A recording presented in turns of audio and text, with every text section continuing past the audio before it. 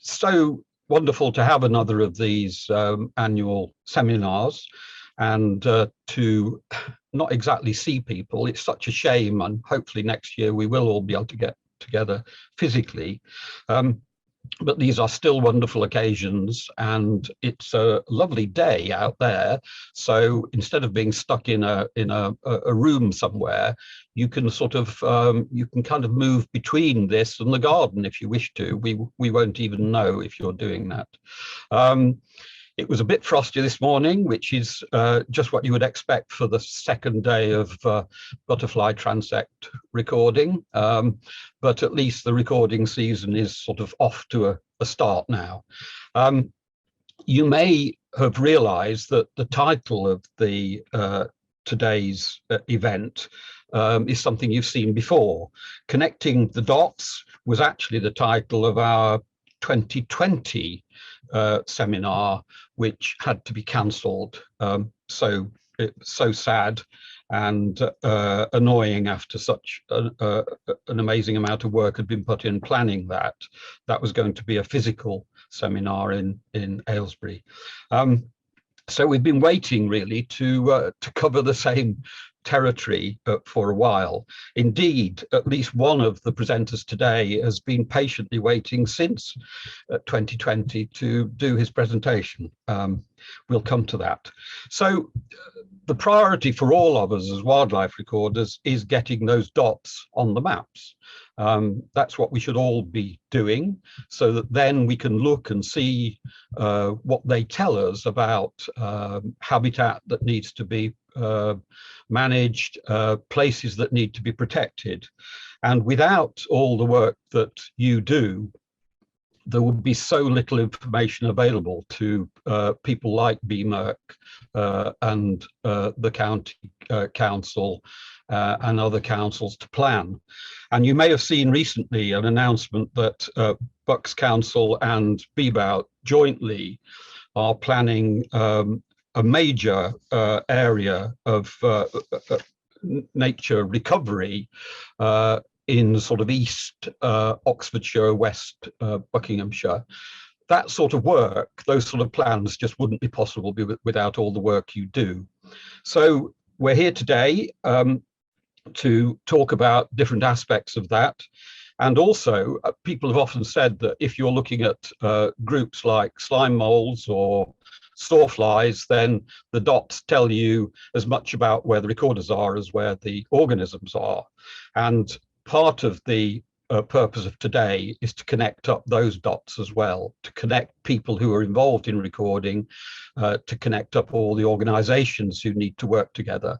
So looking forward to a fantastic program today, and looking forward hopefully to getting as much audience participation as we can under these limited circumstances. So do get your questions in, and we'll see what we can do about getting those answered. So first of all, you'll have noticed the wonderful cover that Rhiannon did for today. Right in the center of it is a wonderful, wonderful veteran tree. And the first talk we have today is from Tom Reed of the Woodland Trust, who's responsible for the citizen science work on the ancient tree inventory. So hopefully he's all ready to talk to us, and I'm going to hand over to him and see if he can share his slides with us. Over to you, Tom. Thank you very much, Mick, for the introduction. And yeah, I'll just share away now. So hopefully you will be able to see this on screen. So can everyone see that? Yes, we can. Yep. Thank you, Tom. Yeah, that's fine. Okay, great stuff. I'll kick off. So welcome, everyone. Pleasure to be here this morning to kick off this morning's conference. As Mick said, my role at the Woodland Trust is I oversee the Ancient Tree Inventory project. I'm the citizen science officer who manages the project at the Trust. So I'm here today to talk to you a bit about the project, to give you an introduction and tell you how you can get involved. So it's worth first of all saying that the Ancient Tree Inventory has been a long-running project for nearly 20 years. And it's been a partnership project with the Woodland Trust, the Tree Register and the Ancient Tree Forum.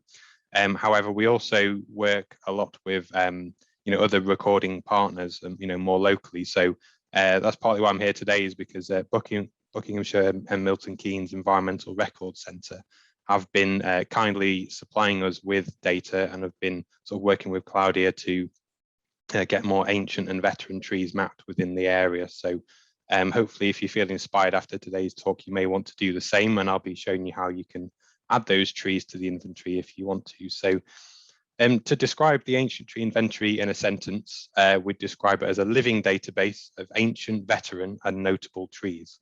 So we have an interactive map which you can view on our website, and you can sort of zoom in on your local area, or indeed around the whole of the UK. And you can click on the pin icons that relate to individual trees.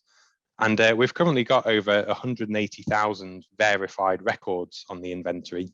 However, we're adding more every single day. And, because this is a citizen science project, anyone can take part. So, it invites members of the public to, if they've seen a tree which they believe is an old tree, or maybe an ancient or a veteran tree, then they can record it to our website. And then we have a special team of volunteer verifiers who go out and they visit these trees in person to basically verify them to the database and make sure that that information is accurate. So as I just described, here's a bit of a screenshot from our map. When you click on it, you might see some of these grey icons. To do so, you'll need to have created an account. So maybe do take that as a take-home message from the start, is to go away and actually register an account with the Ancient Tree Inventory website first. And that will allow you to be able to add them. And when you add a tree, it will appear first as one of these grey icons, which you can see at the top here where this purple arrow is showing. And once you've added this, that's then visible to the verifiers, who can then go out and visit these trees, and they'll confirm things such as, is the species correct? Has the girth of the tree been measured in the right place? And is the tree in the right location? And I suppose the key thing really that the verifier is assessing is that tree an ancient, veteran or notable tree? So once they've made that assessment, they will edit the information on the website, and then upon verification, the icon will change from a grey colour to one of these coloured icons. And on screen you can see I've got the key at the top there, but an orange icon is an ancient tree, a green icon is a veteran tree, and the purple icon is a notable tree. So what do I mean by ancient, veteran and notable trees? Well, I'm going to broadly set some definitions here. It's quite a I guess complex to explain in such a short amount of time, but I will try set the scene. So primarily the ancient tree inventory is mostly concerned with ancient and veteran trees, because it's those trees which are the sort of our most special and most irreplaceable trees. If we look at the sort of a timeline of a tree's lifespan, which I've got a diagram of at the bottom here, you can see we can broadly divide a tree's lifespan into 3 stages. That's the young stage, the mature stage, and the ancient phase. So that's being quite simplistic there. But what this diagram shows is that the ancient phase, which is the 3rd and final life stage, is by far the longest. Ancient trees potentially can live for hundreds of years, if not thousands of years. So it's actually worth saying that very few trees make it to be old enough to be ancient for their species. So, and it's very important to compare trees of the same species when talking about the ancient stage. We say that an ancient tree is one that has passed beyond maturity and is old or aged in comparison with other trees of the same species. So that's because different species have different life expectancies. For example, yew trees are amongst our longest lived species in the UK. So some ancient yews may well be in the order of 2,000 to 5,000 years old. Whereas if we look at, say, hawthorn trees for comparison, a hawthorn tree may be considered ancient from when it's around about 200 to 250 years old. So there is a lot of variability, and it's very species specific. But There are some sort of characteristics that you can look out for ancient trees, which we'll talk about in a moment, which helps you to sort of visualize, I suppose, a tree that might be an ancient tree. Just to compare that with the veteran classification. So a veteran tree, it's a much broader definition, and as a result, we have a lot more veteran trees recorded on the inventory than we do ancient. We say that a veteran tree is a tree that displays similar characteristics to an ancient tree, but it might not be old enough to be truly ancient for its species. So age isn't as much of a defining factor as it is for the ancient category. And you can sort of see how I've represented this by these brackets at the top. So as you can see here, like all veteran or all ancient trees are at least veteran, but not all ancient trees, not all veteran trees are ancient, sorry. So typically you're going to be looking at trees which are in the sort of post-mature category, and maybe they're starting to show signs of aging. And we've got some pictures and diagrams coming up, so that will help to explain that concept more. But the key thing really is that the veteran sort of category is more about the condition of the tree, not necessarily due to its age. So these are trees which are survivors, ultimately. So if we just look at ancient trees very briefly, so at the minute we've got about 15,500 ancient trees on the inventory so far. And some key characteristics for ancient trees is they'll typically have a very large girth for their species. So you can see in the picture behind, that's taken at Croft Castle. This is part of a sweet chestnut avenue, and you can see that the trees there are of an absolutely enormous size. So very rare to find trees of that immense size. And these trees will almost certainly be hollow, even though it might not be visible on these images. Actually inside the trunk, there will almost certainly be hollowing that's taken place as a result of long-term decay by specialized heart rot fungi, which live within the trunk. And I suppose if you wanted a non-scientific bit of advice, I'd say look for wow trees. So, you know, if you see a tree that just stops you in your tracks and it makes you go wow, then that's probably a tree that you should be recording. Just to recap as well about veteran trees, so we've got a lot more veterans recorded so far. We have about 115,000 veterans trees recorded on the inventory so far across the UK. And like I said, these are trees which show those similar kind of ancient characteristics without the great age. So this tree in the background appears to have suffered quite a large canopy collapse, perhaps in the past, possible lightning strike, but you can see the upper part of the canopy has broken off, and there's a lot of dead wood in the canopy that's forming. And over time, this will provide an opportunity for heart rot fungi to decay this tree even more and accelerate the decline of the tree. And that decay process unlocks a lot of features and habitats that make ancient veteran trees valuable. And here are some examples of those veteran features. So I suppose that when you're looking for ancient and veteran trees, the key thing is to look out for those kind of visual signs. So we've said that a hollowing trunk is one that's a pretty important defining feature. If you can see, if you've got a tree which looks like it is naturally hollowed and that hollowing is visible, then we know that process takes a very long time to decay that amount of wood. And it's linked with the overall decline of a tree as it naturally ages. So as trees naturally age, they start to retrench. So that term describes a natural process where the canopy and the root system start to rebalance themselves with each other. The canopy starts to die back, and you lose a lot of the upper canopy, resulting in a secondary canopy forming. And often you can sort of see that process happening, although it's a very slow process. You can see evidence of it happening with bare antler-like branches. So we often say trees will have a sort of stag-headed appearance. I've got a good photo on the next slide, which I'll show in a moment to demonstrate that. But if you look around the whole tree, you may see some signs such as decaying wood in the canopy, maybe indicated by woodpecker holes, where they've been able to bore out hollows in the cavities and the hollows of the branches.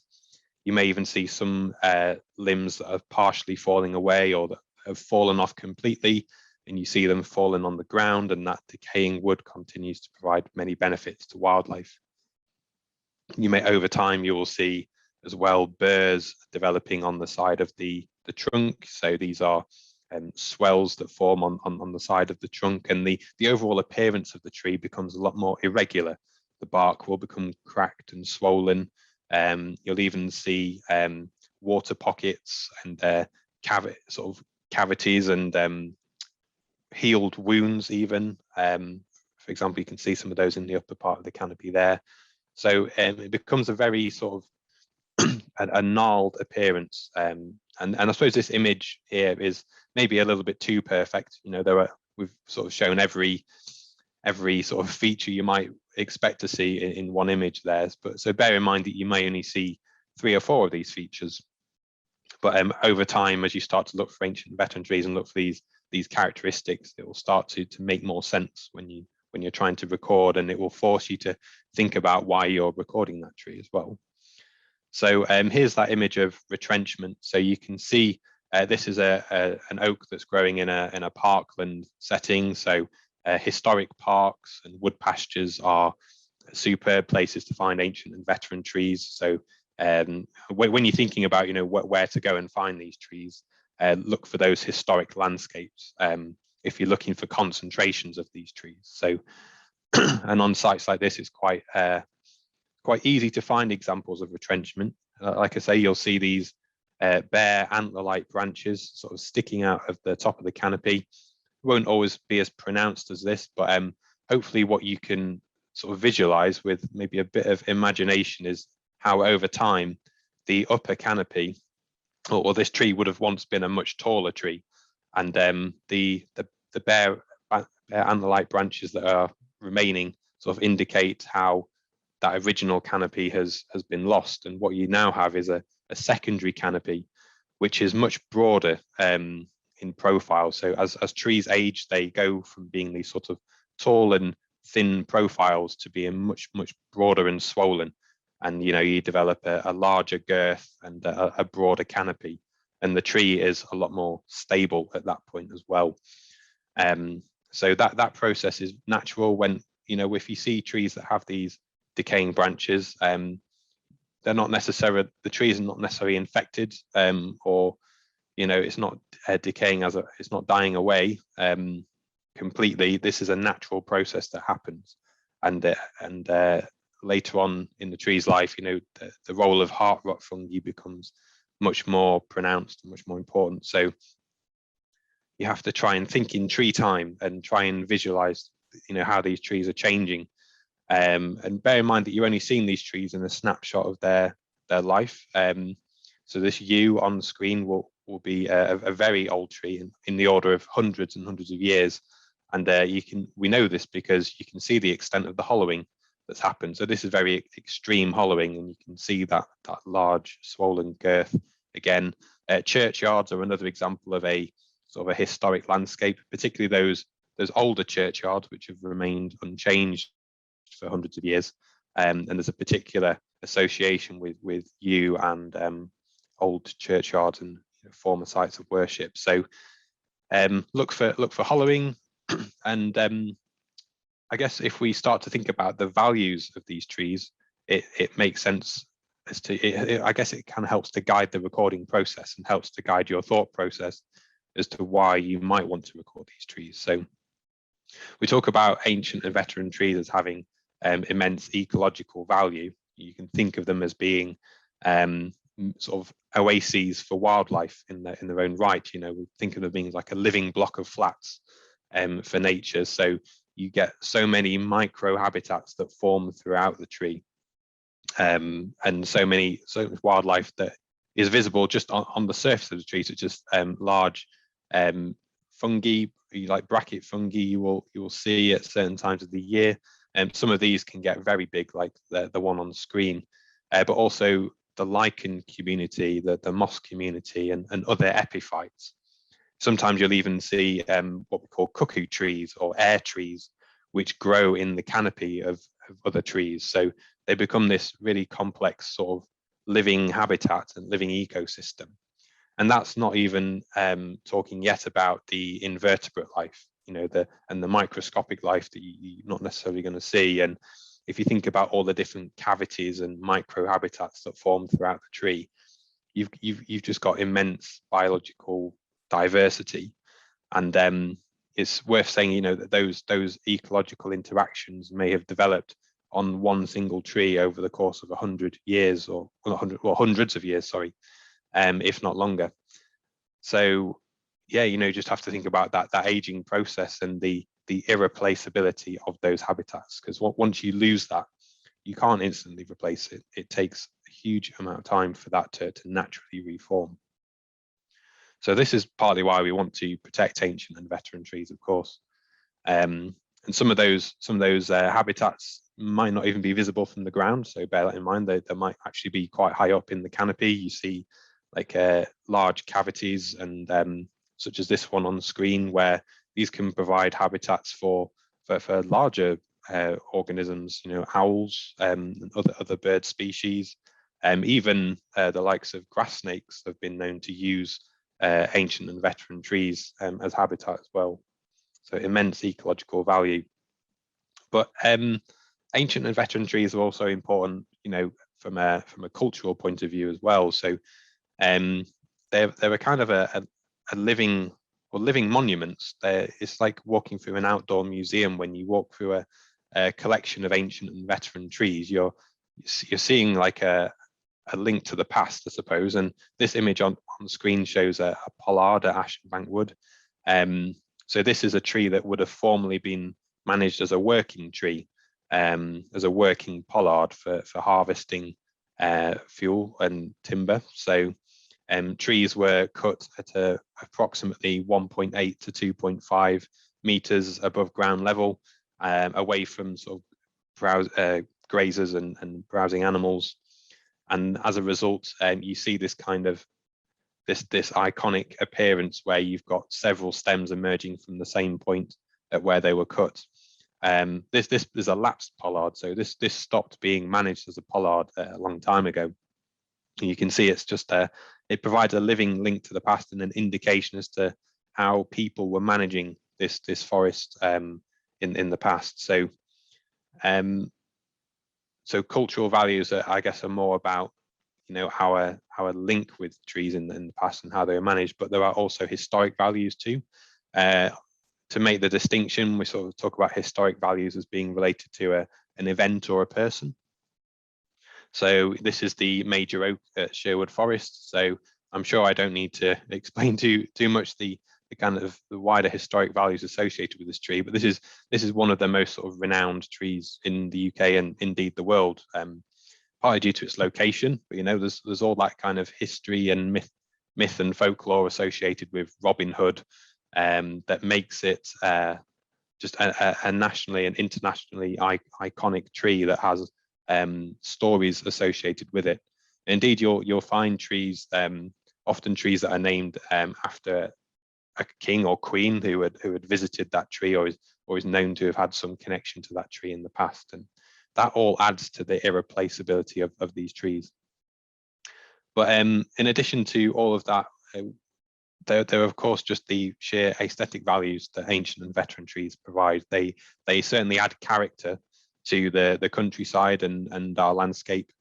And indeed, the UK is believed to be one of the most sort of ancient and veteran tree rich countries in the UK. So they are an iconic part of our landscape, and that's partly why we would want to protect them, of course.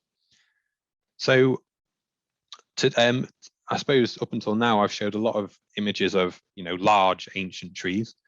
However, it's worth saying that, you know, different species will, as well as having different life expectancies, they will also grow to different sizes as well. And some species don't reach those humongous sizes, and it's very much linked with location as well. So depending where you are in the country, you have to almost adjust your sites to what you expect a large tree to be. And so here we've got some trees which are from more of an upland environment. So we've got an ancient rowan on the top left, We've got some hawthorn on the right, and a nice sort of ancient lapsed hazel hedge on the bottom left there. So not all ancient trees are large. And we've got some more on this slide as well. So on the top left, we've got an ancient field maple. This was taken in the grounds of Burley Park. On the top right, you've got an ancient hawthorn, which is sort of like showing that kind of typical upland windswept old hawthorn, which has been stunted by the growing conditions. And you can see there it's not a large tree at all, compared to something like the major oak or some of the other large trees that we've already seen. It's very different in size, but what these all do have in common is, and you can probably hopefully see this from the images, is that kind of appearance, that gnarled appearance. And I guess it's partly detective work, thinking about the landscape and how the trees have been managed as well. So if we look at the coppice at the bottom left, it's an ancient older coppice. We can expect this tree to have been a smaller size compared to, say, like a maiden alder growing in an open parkland environment, because of the way it's been managed. It's been cut regularly, and the actual coppice stool will be much older than the stems that you can see, and it all just provides an indication as to how that woodland might have been managed as well. So there are lots of factors to take into account, but it's very interesting, like learning to read the landscape and thinking about how these trees, or how our relationship with those trees has been managed over the past, and what their kind of growing conditions have been. So there are some ways we can sort of provide a bit of guidance, I guess, for sizes of trees.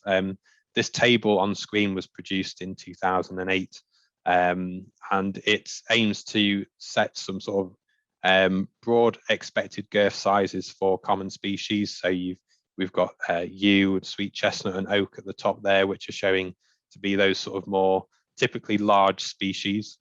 And you can see the dark green indicates when that tree is more likely to be of an expected ancient stage and its expected size. Obviously, you have to take this chart with a bit of a pinch of salt. It's not perfect, this is very much averaged across the UK. In fact, actually, this particular graph was probably more modelled on data relating to the southeast of England at the time, because of what data we had. But it's still useful to set that kind of distinction and that relationship, so you can get a feel for what you might expect trees of a different species to be in size. And I suppose this is also worth saying that it's more relevant for maiden trees. If you think of coppice trees and pollards or multi-stems, where the girth of the tree is going to be affected by the way those trees have managed or grown, comparing girth becomes a bit trickier. But if you're comparing sort of maiden trees, that's where it becomes a little bit more useful. So this chart is available. It's in a document called Ancient Tree Guide number 4, which is available on both the Woodland Trust website and the Ancient Tree Forum website as well. But we also do have a dedicated species page on our website. So if you go on how to record and species guides, you'll see that there as well. So just going to briefly cover how you can actually register and record with the inventory. I'm not going to go into huge amounts of detail about the recording process, because this is, well, for a start, it's fairly self-explanatory, and we do have a lot of guidance on the website, as well as some new videos, by the way, which you should definitely check out. You can access those through our resources page, which I'll share later. But to get started, what you need to do is visit our website. The URL is at the top there, but if you type Ancient Tree Inventory into Google, it'll almost certainly be the first thing that comes up. And you click register at the top. You just have to put in your name and email address, and then make sure you sign in order to be able to add trees. When you're ready to add a tree, you just simply click add a tree, and it will guide you through the process of where you enter your data. And then if you want to look at the map, you go on tree search. So if you want to see what's recorded first, click on tree search, and it brings up that interactive map that you can use. So like I said, we've got lots of recording guidance on the website already. If you click on this link here, how to record a quick guide, it covers the basics. We've got 5 videos that we've just created that are tutorial videos showing you how to record.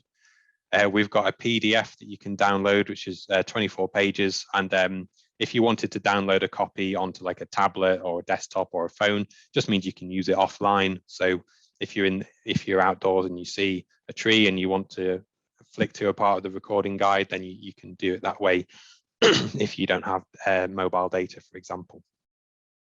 It is worth actually saying that you can record to the inventory from a phone. Whilst we don't have a dedicated app yet for a mobile phone, the website itself is web friendly and phone friendly, so it will adjust the layout to fit your phone, and the recording process is very simple doing it that way. So just need to make sure that you obviously have mobile data turned on if you are outdoors. If you don't want to record on your phone though, we do have a printable tree recording form and another data sheet that goes with it. So here's a copy of our tree recording form. So the things that you'll need to record include like the location of the tree, normally expressed as a grid reference, the species of tree, the girth of the tree, so that's the circumference. We'll be recording height from ground level at about 1.5 meters. So if you think that's roughly about chest height, chest to shoulder height. But if you measure where you actually recorded the girth measurement at from ground level, so for example, if you took a reading at 1 meter from ground level, then you'd need to record that in the height measurement field. If you recorded a coppice tree, for example, you may record the girth measurement around the coppice stool towards the base of the tree. So that might be about 30 centimeters from ground level. So you just need to make sure that you put 0.3 meters in the height field. So those are the two measurements, the girth and the height of the girth measurement. So between the grid reference and the girth measurement, those are probably the most technical bits of the recording process. The rest is very straightforward, and you don't need a lot of kit to do this. All you essentially need is a tape measure, and if you have a smartphone, that's probably your best tool, because from there you can get a grid reference using a free app. The one I use is just simply called Grid Reference. If you type that into the App Store or Google Play Store, it's a free app and it gives you a 10-figure grid reference on your phone. Obviously, if you have a GPS unit, then great. If you prefer doing it the old school way of reading off an OS map, then that's okay too, just as long as you can capture. And we recommend an 8 to 10-figure grid reference if you can. So yeah, you record species, girth, access status, whether the tree is on private or public land, for example. And the key thing to also record is photographs. So please try to take some photographs of the trees that show its condition, its habitat, its surroundings, because that will help a verifier to actually locate the tree. If you can put yourself in the shoes of the person trying to find these trees to verify them, it makes it easier if they've got an expectation of what they're going to find. And there are other fields as well, such as the form of the tree. Is it a maiden, a pollard, a coppice? Is it alive or dead? Is it standing or fallen? There's some condition information as well, so you can tell us about if the tree has a hollowing trunk or if there's decay in the crown. Indeed, any other features such as wildlife features, epiphytes, fungi, invertebrates, bats. Tell us about the surroundings. Is it in a woodland? Is it in a field? Is it in a churchyard? And of course, if there are any threats to the tree as well, you may want to note those too. And there is a box for any other comments as well. So this recording form it's available from our website. You can download it and print it off at home. And this is another sheet that I'd recommend printing too, also available from the resources page. It's like a bit of a crib sheet. It's a field data form, so it tells you what the options are under some of those fields. So if you want to know, for example, what access status you can record or what tree form you can record, which is those fields here, you just download the crib sheet and take that with you, and you'll be able to know which options to select. So that's just a couple more minutes if we can fit in a question. Okay. Yeah, absolutely. Yeah. So if anyone does have any questions, by all means, fire ahead. No, you're okay. Just finish what you were saying, but then we can fit in a question. Yeah, well, that was this was pretty much coming to the end of this talk anyway. So yeah, just want to say massive thank you for listening to me talk about the inventory. If you have any questions beyond this talk as well, you can get in touch with me. It's ancienttreeinventory@woodlandtrust.org.uk. That's the project inbox. So all those emails come to myself. And yeah, please do register with the website or have a look at the map. Go visit your nearest ancient tree. And I hope that if you do find some special trees, you'll help us to map them. And just want to reiterate a big thanks to the Environmental Records Centre for helping us to add to the inventory and for inviting us to talk about the project. More than happy to take questions if there are any that have come through into the chat. I'll just stop sharing my screen now as well. That's really good. Thanks, Tom. And it's great that we've got a couple of linked talks later. So it's going to be quite a day for ancient trees and the wildlife they support. There's one question that's come in from Roger Kemp over in Ford. He says, I have a red flowering hawthorn tree with a hollow slit trunk. Does this make it a veteran? Yeah, no, excellent question, Roger. So hawthorn are a species that they don't typically show their age very well. It's you won't usually find a hawthorn that's hollowing as such. You often will see very deep creviced bark is more typical. But yeah, if the tree's hollowing, if hawthorn's hollowing, obviously depending on like its size as well, I imagine to be a hollowing hawthorn, it must be reasonably in girth now, probably around about the 1.5 to 2 meters in girth mark. So yeah, by all means do record it, send some photos in. If it is hollowing, it's probably a veteran. And you'll be able to see other characteristics such as, gnarled bark and that deep fissured bark as well. And we have got a dedicated page on our website about hawthorn and recognizing old hawthorn too. So do have a look at that. You might see we've got some photos there that gives examples of old hawthorn. So look for some similarities. But yeah, best way is to record it and we'll try verify it. And I've just seen another mention in the chat there about this being addictive. Just 100%, you'll find that as you go looking for trees now and on walks, you'll probably not stop yourself from looking for these old trees. That's great, thanks. And a slightly provocative one from Sue Taylor. I know why she's asking it. Do you lose interest once they fall and die? No, absolutely not. So, I mean, when trees fall, they can continue to have very long-term benefits for wildlife. You see this in parklands where those trees have been left to like naturally decay, because that decay process can take a very long time to happen as well. And in those natural communities that are formed on the tree when it was living can still continue to benefit from that tree once it's fallen. And I mean, what's also worth saying is that ancient and veteran trees trees in general are very resilient creatures. They, if they have fallen and have that root or the root system has not completely been severed, what they may actually do is phoenix. So this is where a portion of the root system remains in contact with the ground, and the tree then takes a very unusual profile where you have like a fallen trunk with trees that then, branches and stems that then start to shoot off from the fallen trunk, and they regenerate in that way. So just because a tree's fallen doesn't necessarily mean that's the end of its life. It may well just be a new chapter. That's great, thank you. I'm afraid we've come to the end of this opportunity for you, but a wonderful start to our day's proceedings. Thanks very much. Thank you very much, and I hope the rest of the talks go well. Cheers, that's great. Right, we're going to move on now to, well, it's interesting that Roger actually just commented that his slit hawthorn tree has a toad living in it. And that's a nice little link to our next speaker, who's Rob Ward from the Amphibian and Reptile Conservation Trust. And he is their data and GIS officer. So I suppose, Rob, dots are really your thing, and in keeping with the theme of today. But if you're ready to speak to us, over to you.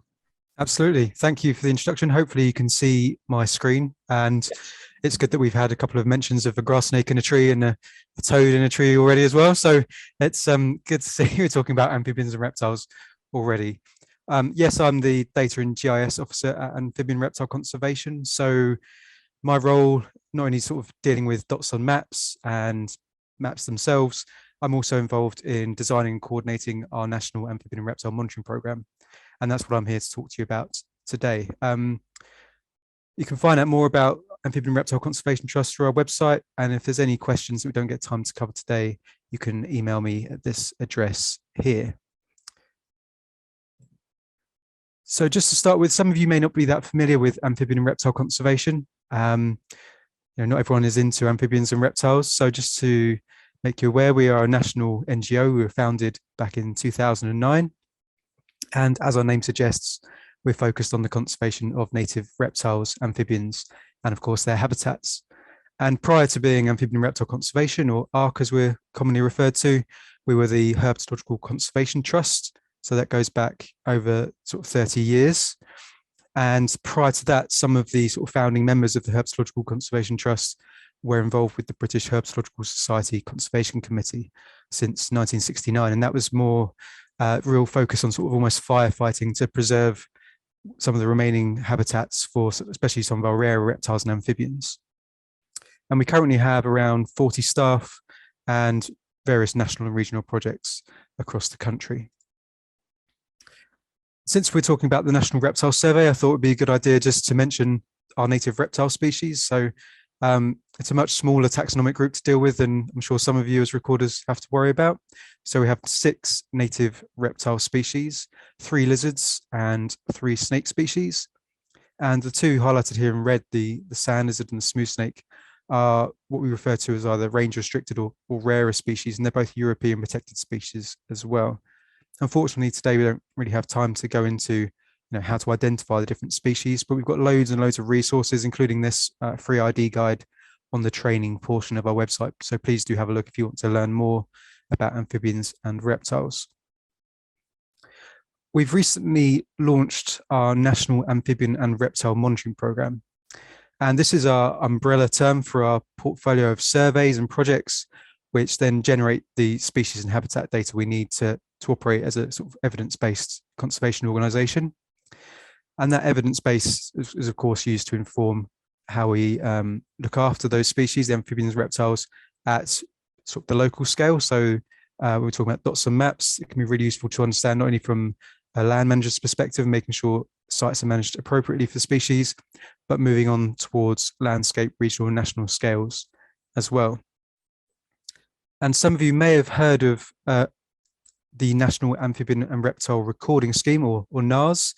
That is the predecessor to this National Amphibian and Reptile Monitoring Programme.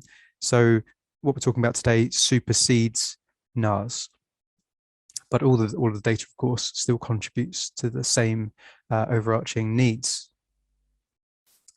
And species data are certainly our evidence base for what we do. So, of course, those dots and maps are really important for understanding the range and distribution of species.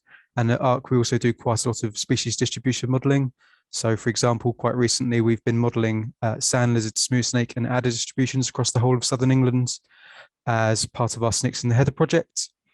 We use the data to look at things like population trends, habitat condition assessments, to look at future prospects, the impacts of both habitat and population management, particularly in relation to reintroductions and translocations as well. We work on a few reintroduction programs for example, the sand lizard, smooth snake and pool frog at the moment, and natterjack toad.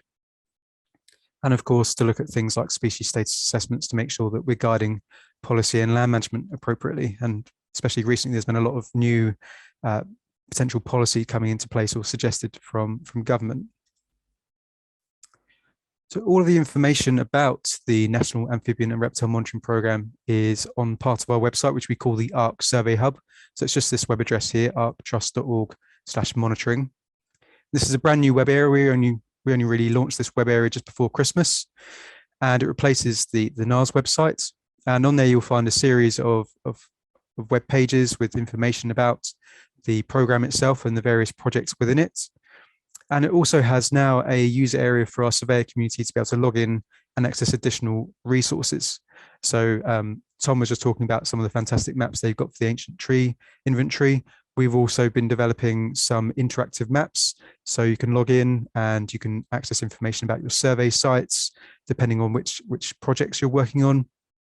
We also now have access to some mobile apps as well you can use, so you can take your maps offline into the field or online, depending on if you've got mobile data or not. And similarly, we've also now got digital survey forms available, so you can record your sightings either out in the field using an app called Survey 123, or back at your computer when you get home from out searching for reptiles. And we now have the ability as well for users to be able to view and download their own records. So I mentioned that the National Amphibian and Reptile Monitoring Programme is a sort of umbrella for various projects, and I just wanted to mention a few of them. What we're trying to do with the National Amphibian and Reptile Monitoring Programme is fill in those various sort of data gaps to help us build that bigger picture. So there's various things we want to know about populations, not only range of distribution, but the population trends and so on that I mentioned earlier. And different types of recording help fill those different gaps. So at the sort of, I suppose entry-level end or more casual end, we have a project called Record Pool, which is a partnership we have with Amphibian and Reptile Groups UK. It's a website where you can enter any casual records. Of course, there are various other ways of entering casual records as well. So that's available to anyone. And normally if someone came to us and said, oh, I've just found this species whilst I was out for a walk or out doing something else that wasn't specifically survey related, that's where we tend to direct them. Beyond that, we also have Garden Dragon Watch, which is a project we launched in the first lockdown, and that was to encourage people to get out into their gardens, their allotments, obviously when they're allowed, and also now school grounds as well, to go and do just a short, simple search and record any species they find.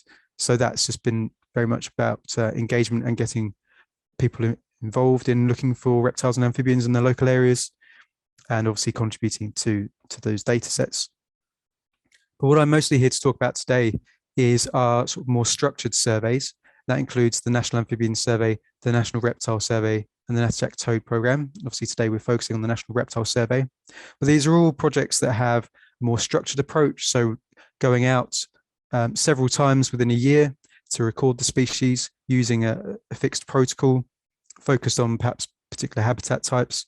And in this case, we do need people to have some level of experience, so an understanding of how to identify the species and understanding of the methods and the protocols, of course.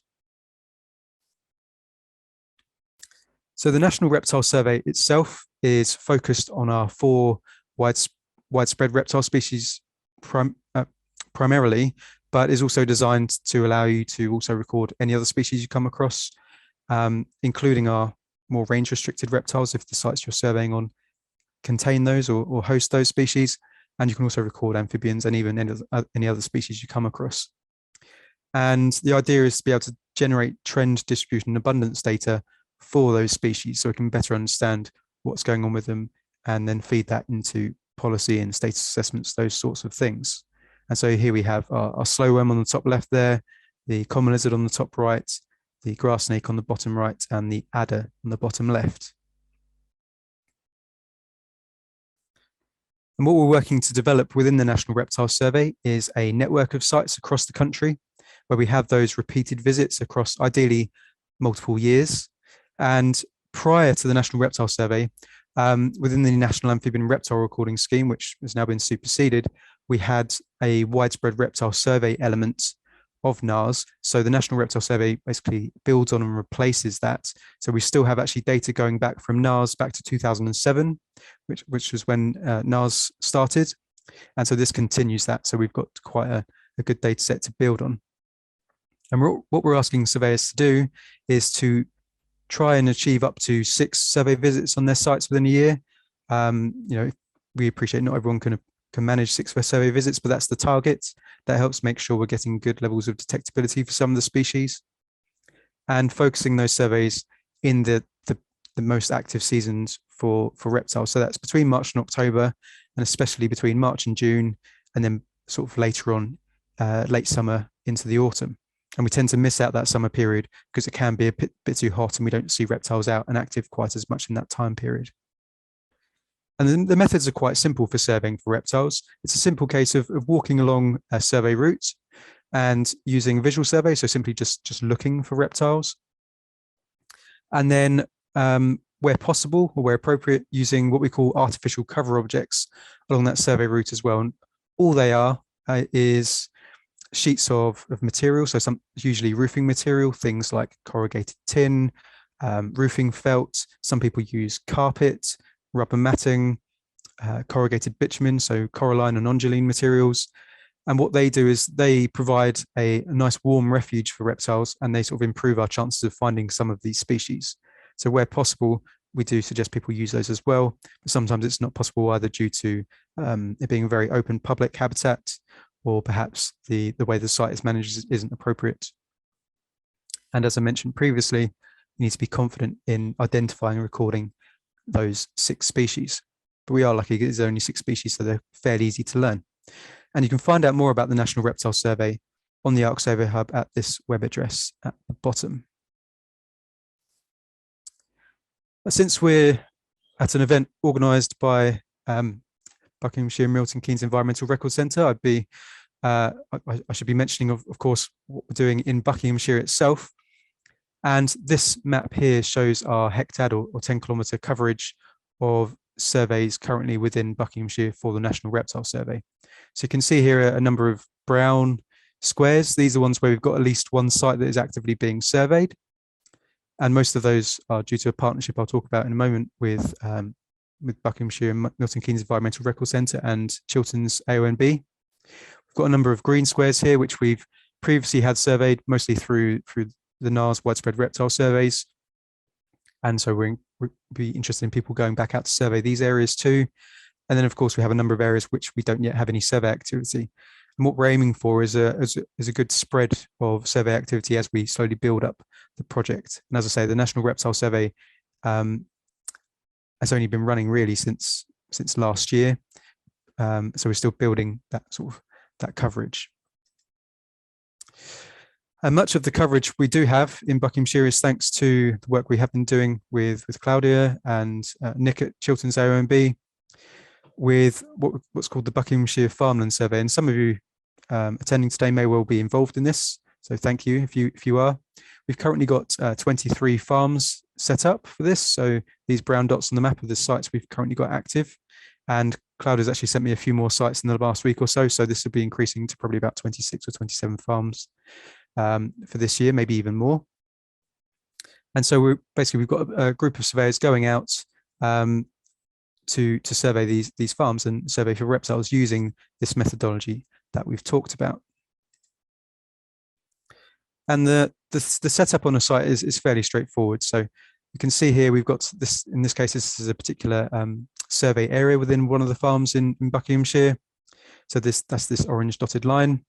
And then along this south-facing edge, so it's a good place to look for reptiles because it's getting lots of sun. We've got our artificial cover objects or refugia laid out. So a surveyor would walk along, in this case, for example, going from west to east, walking along and looking for reptiles along this edge, checking the refugia as they go and recording their sightings.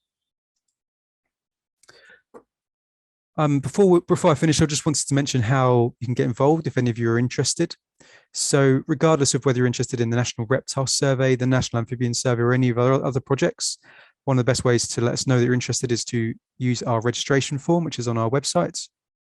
You then normally be contacted by whoever's coordinating the survey. So for the National Reptile Survey and National Amphibian Survey, that's this web address here. So that's myself and my colleague Karen at this survey coordinator email address.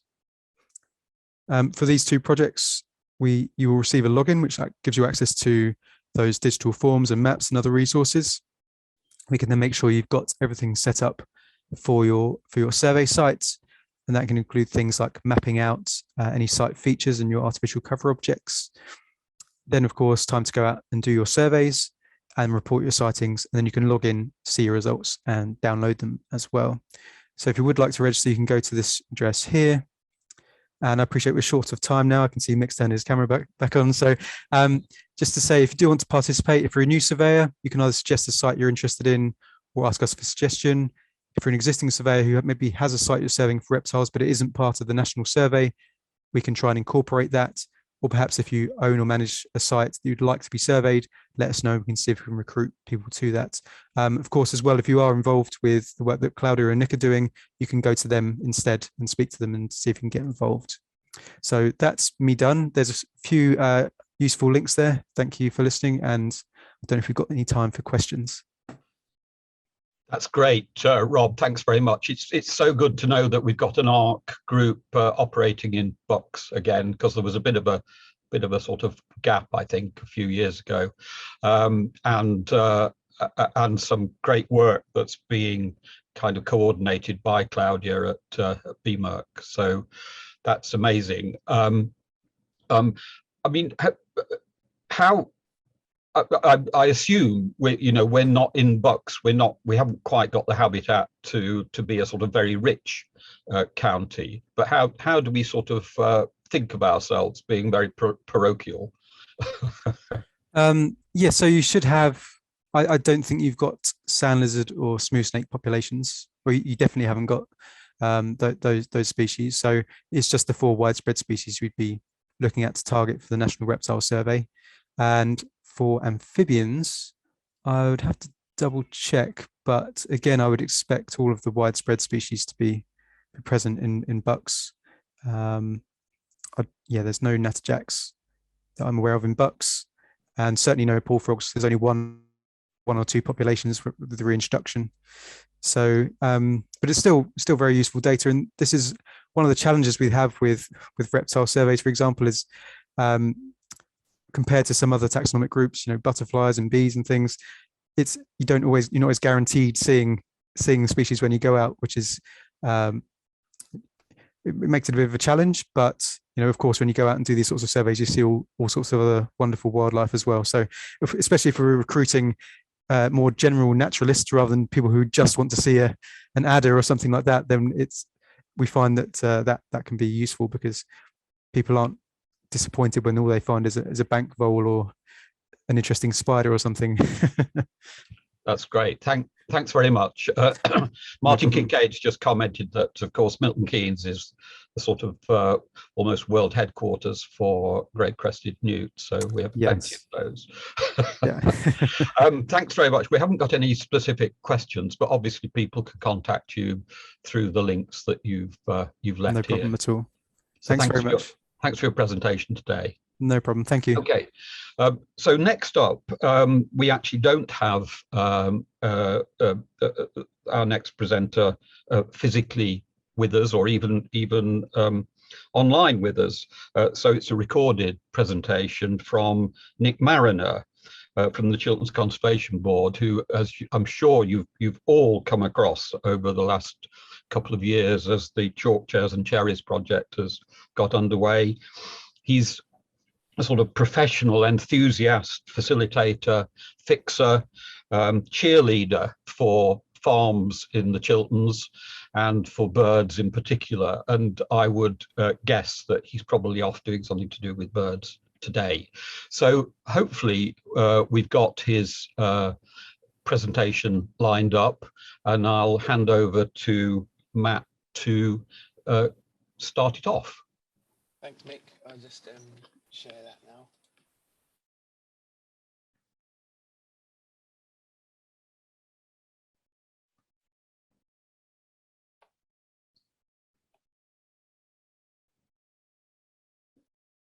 Hi everybody, good morning. Thank you for inviting me over to speak this morning. Many apologies I can't be with you in person today. I've been horribly double booked with the ringing demonstration, so apologies if I can't be with you, but I'm really pleased to be able to share with you today our Tracking the Impact project, landscape scale surveying across the central Chilterns. So I'll come on to that in a sec, but for those who don't know me, my name's Nick Marriner, and I'm working with the Chilterns Conservation Board on a lottery funded scheme in the central Chilterns, so essentially the Buckinghamshire Chilterns.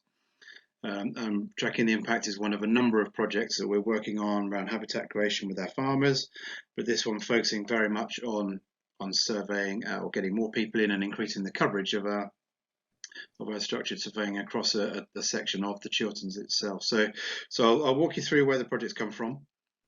I'll walk you through what we've been doing. Like a lot of us in the last couple of years, we've been hampered by COVID and other things. So I'll walk you through some of the early results. that are coming through. And also like to leave you with a really, what I think is quite an inspiring, uplifting short video that I'll ask Claudia and Fiona and the team to play when I finished, about Chiltern's New Shoes project. So bringing young people into conservation volunteering, and hopefully with the message that actually the future is bright when we hang up our binoculars or our catch nets or our hand lenses, and in a few years' time, that actually the next generation is out there and with the sports coming through. So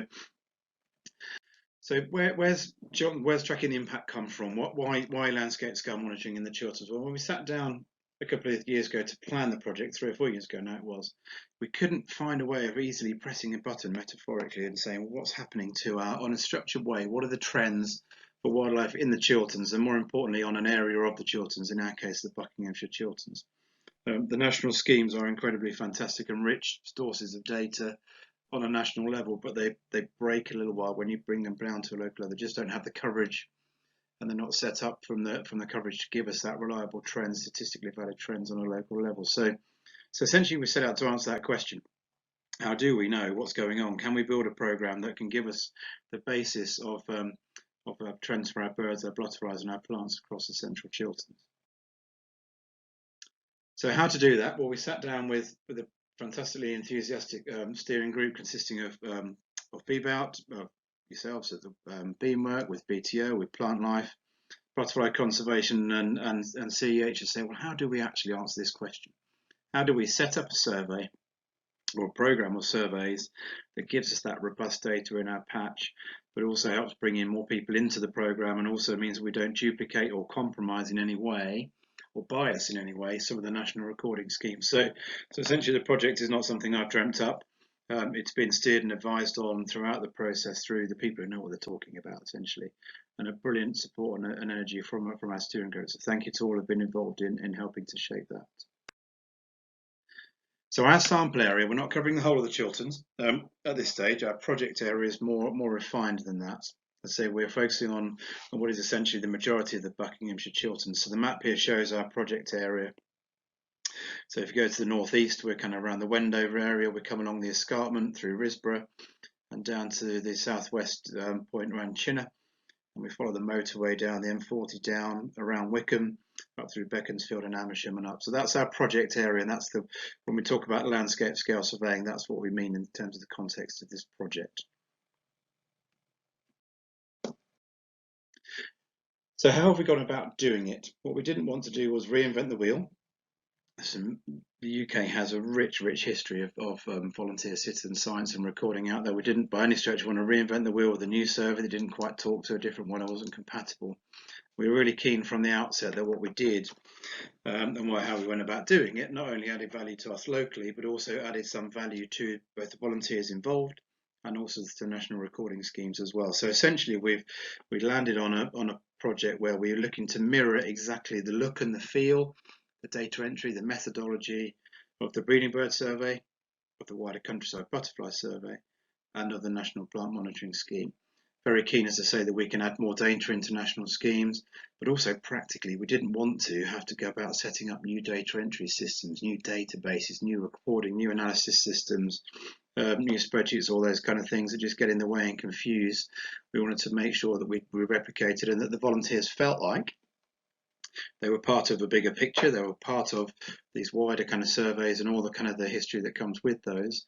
And then in time they might want to work across and move into doing another survey of one of those schemes as well. So for lots of different reasons, we landed on those three. And thanks again to Plant Life, to Butterfly Conservation, for BTO for working with us to enable that to happen. And I guess from their perspective, to use this as a test bed, as a trial for how they might roll that out in other areas across the country as well. So to all intents and purposes, the look and feel on the ground, if you're a tracking the impact butterfly surveyor, it looks and feels like you're taking part in the wider countryside butterfly survey or the National Plant Monitoring Scheme or breeding bird survey.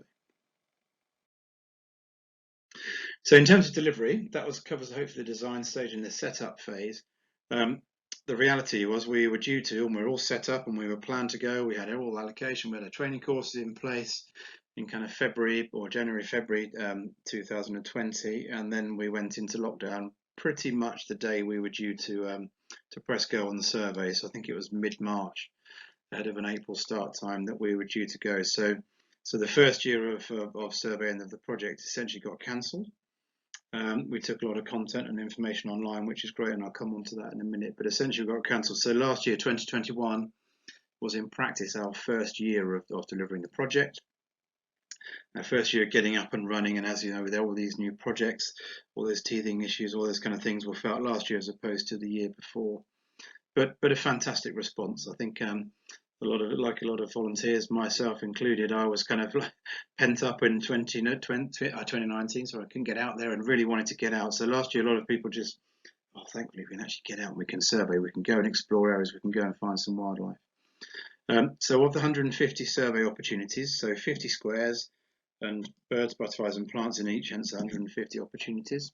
82, which is about 55, getting on for close to 60% of those were completed. So a brilliant response in the first year to the call to arms, if you like, to get out there and to find wildlife across the Chilterns.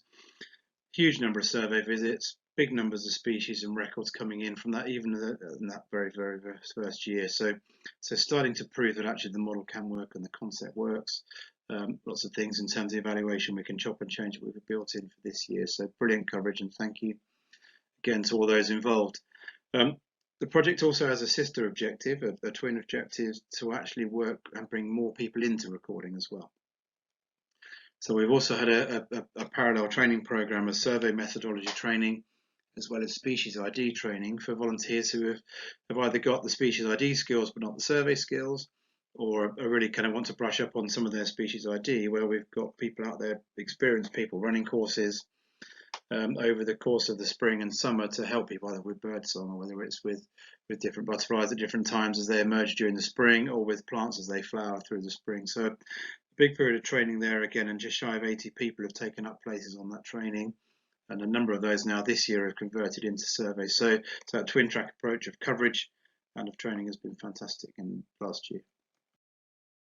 So what did it tell us? And just very briefly walking through some of the headlines. So from a breeding bird survey, this map shows you the green squares are where the survey was completed. The blue were left vacant. We didn't allocate those squares. So breeding bird survey, 38 of the 50 were allocated, and recorded in total 73 species across the project, which is a pretty healthy number, given all the limitations last spring with the spring, which really hit butterflies, I guess, more than they probably hit birds. So a great start, and some of the figures per square are kind of comparable with some of the stats that you expect in the national scheme. So comparing very favourably with national schemes. From a wider countryside butterfly survey, just over 50% of the squares were allocated and completed. As you can remember back to this time last year, it was a horrible spring for butterflies, very cold, wet, windy, right the way through to almost the end of May, early June. So a lot of the volunteers couldn't even find a day when the weather was suitable to come out. So it's great that we've managed to get that number of squares covered, and 30 species is a pretty healthy number across the piece to record, so given the conditions. And then plant survey from the National Plant Monitoring Scheme, slightly less coverage, but still a pretty decent start to get things going. 49 families of plants recorded across the different indicator levels, so a great start, again, the project up and running and out the door. And from our training perspective, 132 people have been on various training courses, whether that was an online Zoom course on species ID, whether it was one of our series of 24 sessions we ran in the field. Some of the pictures here of people out on Ivanhoe Beacon or around at Sands Bank, or some of the training venues for some of our species ID sessions. We've got a really active WhatsApp group as well, and we're getting close to 100 members on that group now, where members share photos and videos and recordings. So a really active training program as well, that hopefully will, in the coming years, will convert more people into surveys and give more people the confidence to take up and take on formal surveys as they go. So great to run that in parallel. We still have spaces for this year. As you expect, there's a little bit of the sales pitch here. So for this year, all of our bird surveys, all the breeding bird survey squares are reallocated, so brilliant 100% coverage, which is fantastic. We still have a number of wider countryside butterfly and plant monitoring scheme squares free. As also, we do have spaces still on some of our species ID training courses, whether it's bird, butterflies or plants. So if you're interested and want to get involved and find out more, or you want to pick up a square or help brush up some of your training or your ID, then please let me know. My email address is here. Please contact me directly or through Fiona and the team at BMERC. Pass the contacts around to me. I'm more than happy to chat more about what the program's all about. and it's not too late to get involved. Still plenty of time to get involved for this spring. And running alongside the programme as well. So that's very much covering the formal side of the surveys, but we've also had a lot more, I guess, ad hoc is probably the phrase, surveys out there working with our farmers. So we've Tracking the Impact also covers a lot of work helping to engage landowners, helping to engage farmers and help them understand what they've got on their farms. So working with the Bucks Mammal Group, they've been working on 3 farms doing some small mammal surveys with the Longworth traps. Claudia will cover, if she hasn't already, the work we've been doing in partnership with BMERC on amphibian and reptile surveys across farms. So 16 farms, 320 refugee out there now, volunteers looking on a monthly basis on amphibian and reptile surveys. We've got a bird ringing group out there working on 5 farms over the winter, regularly monitoring and ringing birds across farms. Working with the Bucks Island Raptor Group, monitoring owl populations and ringing successful boxes. And a whole process of grassland surveys last year as well, which I won't have time to go into detail now, but massively impactful process of getting more records, getting around and finding more about what's actually out there on the wider Chilterns landscape. Birds, butterflies, plants, yes, but also picking up on some of the other more informal ad hoc surveys as well. So it's been a brilliant year. So one thing I wanted to leave you with, and I'm hoping Fiona and Claudia will be able to play the video for me here, but just leave you with a really, what I hope is uplifting and inspiring short video of our Chilterns New Shoots project. So really asking the question, where are the young people coming from? Where's the next generation of surveyors, of work party volunteers, of conservationists coming from who are going to care passionate about our wildlife? So I've been working with the Chiltern Rangers to put in place this program called, say, Chiltern's New Shoots, which I'll give you a brief taste of. It'd be good to come back in another session and talk in more detail, but hoping the video gives you a picture of what they've been up to and actually leaves you reassured and excited that actually that next generation is there with a bit of support, with a bit of help. There are young people coming through with a bit of help in getting into species ID to surveys and practical conservation. It's been one of the most exciting things probably I've done in my career, inspiring working with a small group in this first year. We're about to roll it out for the second and hopefully third years coming through. So I will leave you there and say thank you again for inviting me. Thank you again for all of your help and your support in putting this program on the ground and making it happen. It's been brilliant to work on. I look forward to coming back in the autumn and sharing some of the results from this year's project. But I'll leave you in the capable hands, hopefully, of Claudia to press play on the video and show you just what has been out there, what the kids have been up to, basically. So thank you again. Have a great rest of the conference, and we'll speak soon.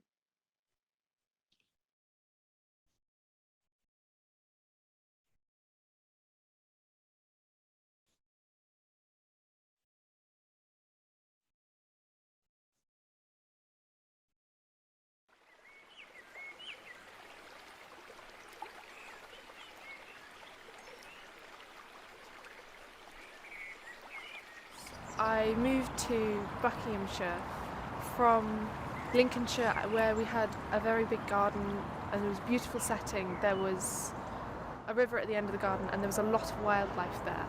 And moving on, I found myself in a whole different place with totally different ecosystems. And I felt it would be a really good idea to learn more about it. And when Chiltern's New Shoots cropped up in the school newsletter, my mum told me about it and I just thought it was a great idea to go for it.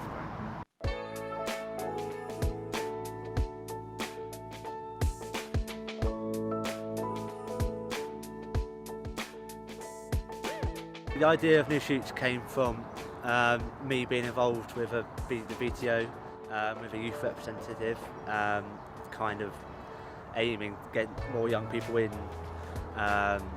conservation. So we kind of designed a programme of events for young people to be out volunteering in the wildlife and enjoying the wildlife, understanding survey methodology in the summer period, so how we know what's out here, and then using that data, using from the survey and putting it into practice in the winter, making the habitats what they need to be ready again for the spring.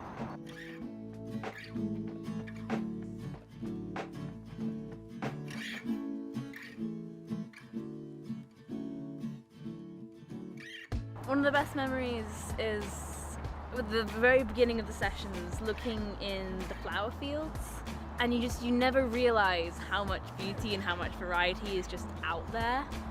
if you're just in these farms, these local farms, and they take you up on this hill in the sunset, and it's just everywhere's flowers and these beautiful blue butterflies that you can rarely find anywhere else. My favourite moment has been looking through wildlife bins where they try and concentrate amounts of wildlife, and then we'd look under and there would be a field mouse or a shrew or a vole or something, and that was always fun. We've seen some lizards as well in the past, which I'm going to be honest, if I had been looking out on my own, I would never have found them. So it's really great to have like the experts here who can help you identify some of the species that you wouldn't necessarily see on your own. Looking back over the year from our perspective, and I know speaking for Steph as well, it's been brilliant to see how the young people in the group have really benefited from working with more experienced people, so more experienced people who understand their bird identification or their plant identification. They've been out trying surveys, they've been getting involved and getting stuck in the summer. And then equally importantly in the winter, really kind of as we were today, in the river, getting in there, whether it's litter picking, building hides, clearing scrub. We've been out in blizzards, but really good atmosphere. Kids have been really excited and really bubbly and giving a go. So learning by experience.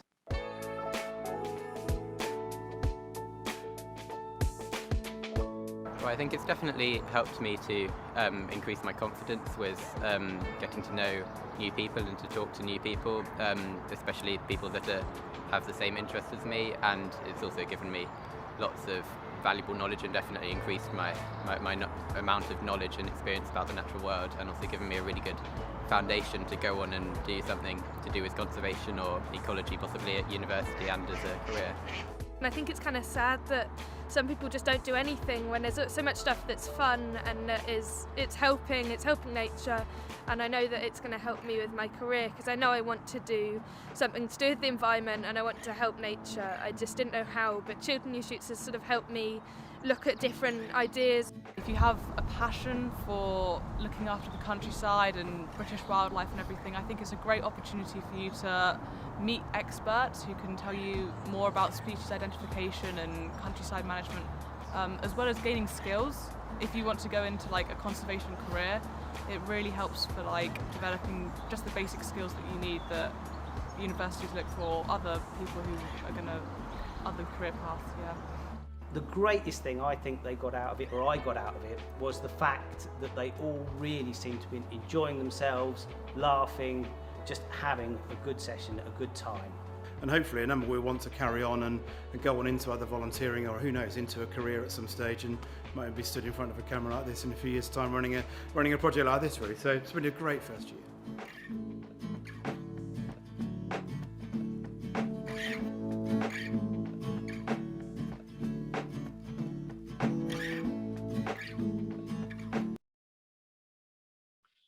That's great. I'm so pleased that we can see some people doing this kind of work who haven't got white hair. Gives me a lot of hope for the future. We're going to move on rapidly now, since there's no opportunity to ask questions anyway.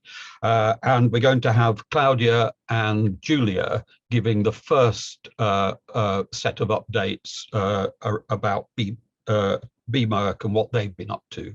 So over to you.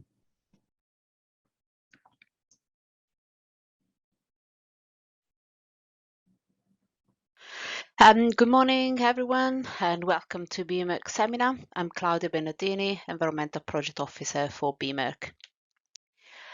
This is our second online recorded seminar. Last year was a bit of an experiment, but overall it was quite a success. Some of your feedback, it was a varied and interesting program. It was very informative and interesting, as good as the world being just different. Today may not have given us the chance to network or buy books, such a shame, but it went a long way to feeling included as a recorder. Now I'm aware that some of you, you're probably not on our mailing list. If you want to stay in touch with us, please and receive our newsletter and event updates, please contact us and we can add you onto our mailing list. Thank you. Today, I'm going to provide you some updates about two of the projects I'm mostly involved in. The first is the Ancient and Veteran Tree project. The project started around about 3 years ago with intention to identify, survey and map trees. We wanted to understand more about their distribution in the county, their condition, and the current threats. Eventually, we want to make all this information available for conservation and from planning, so to better support their protection in the future.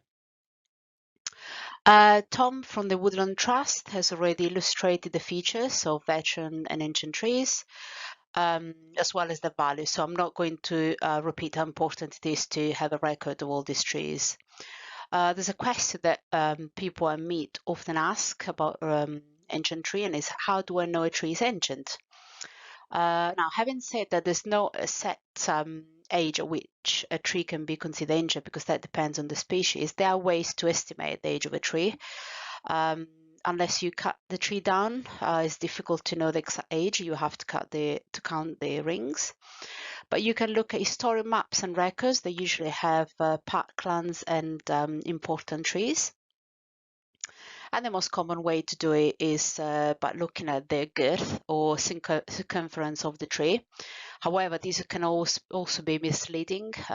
Small trees can be ancient, and big trees, like the one on the right in the photo, might not be necessarily ancient. It depends on the species as well. So what do we record when we go out, and what do we ask our volunteers to record? We record the location or grid reference, so we can map the trees on our GIS. We record the girth or circumference. We record hollow and decays. These two are signs of ancientness. We look at the reduction of the crown, also called retrenchment. We record fungi and epiphytes, deadwood on the tree and on the ground.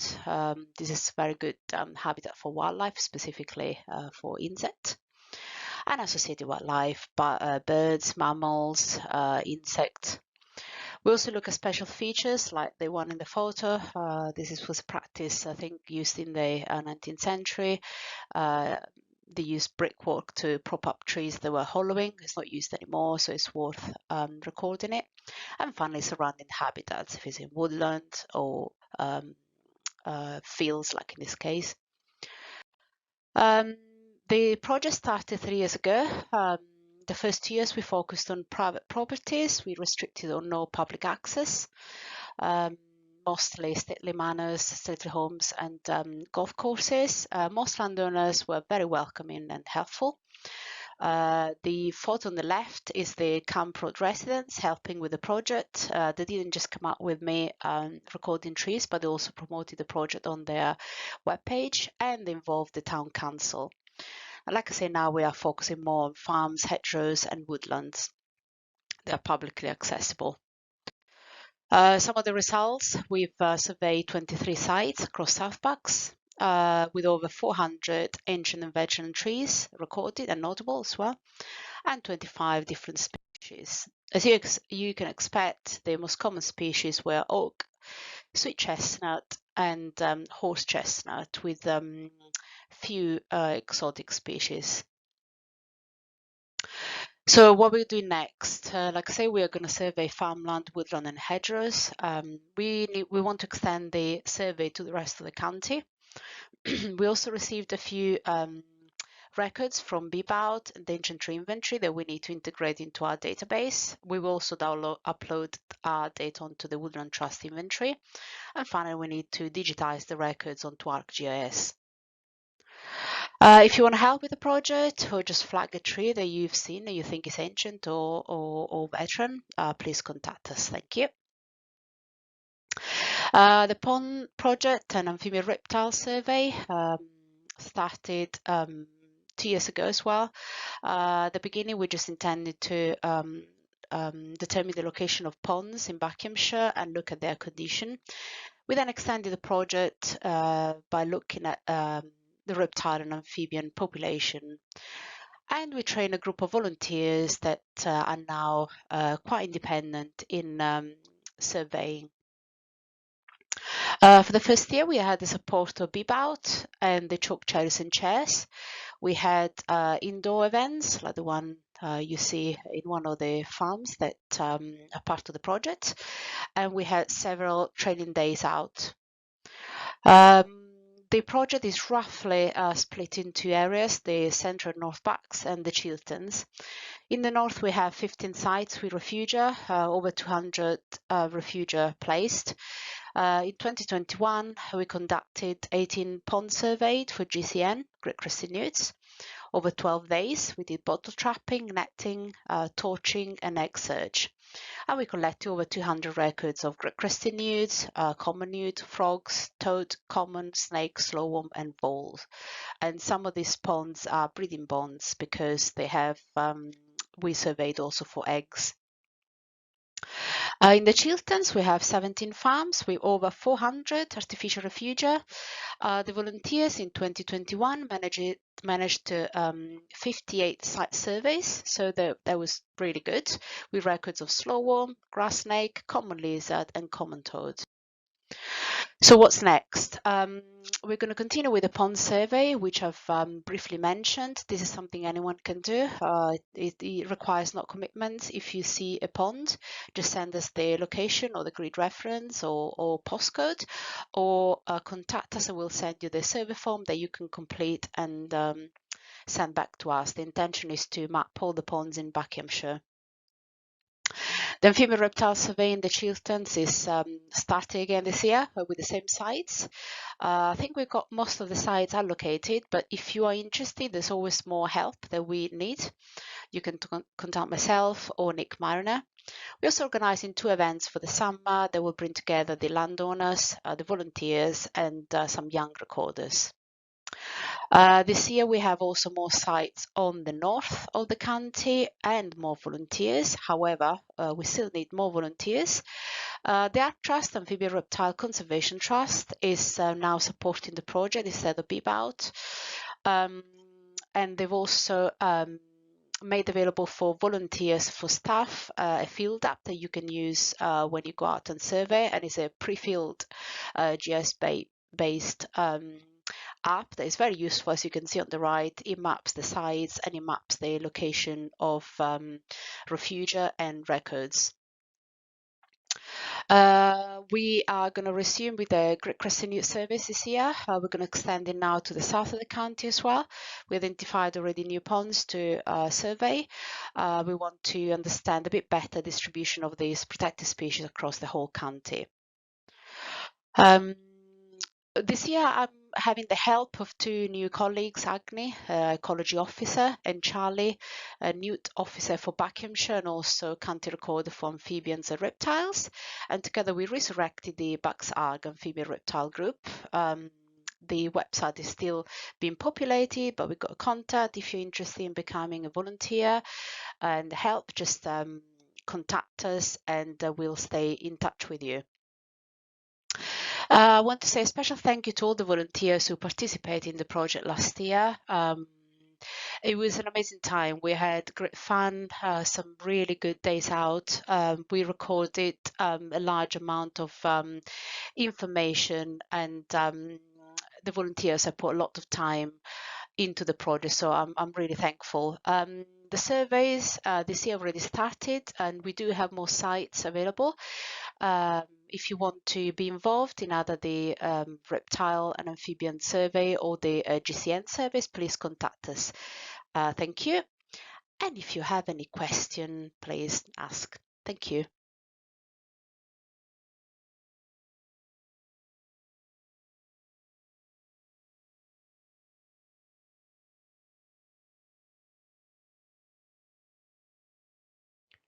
Hello everyone.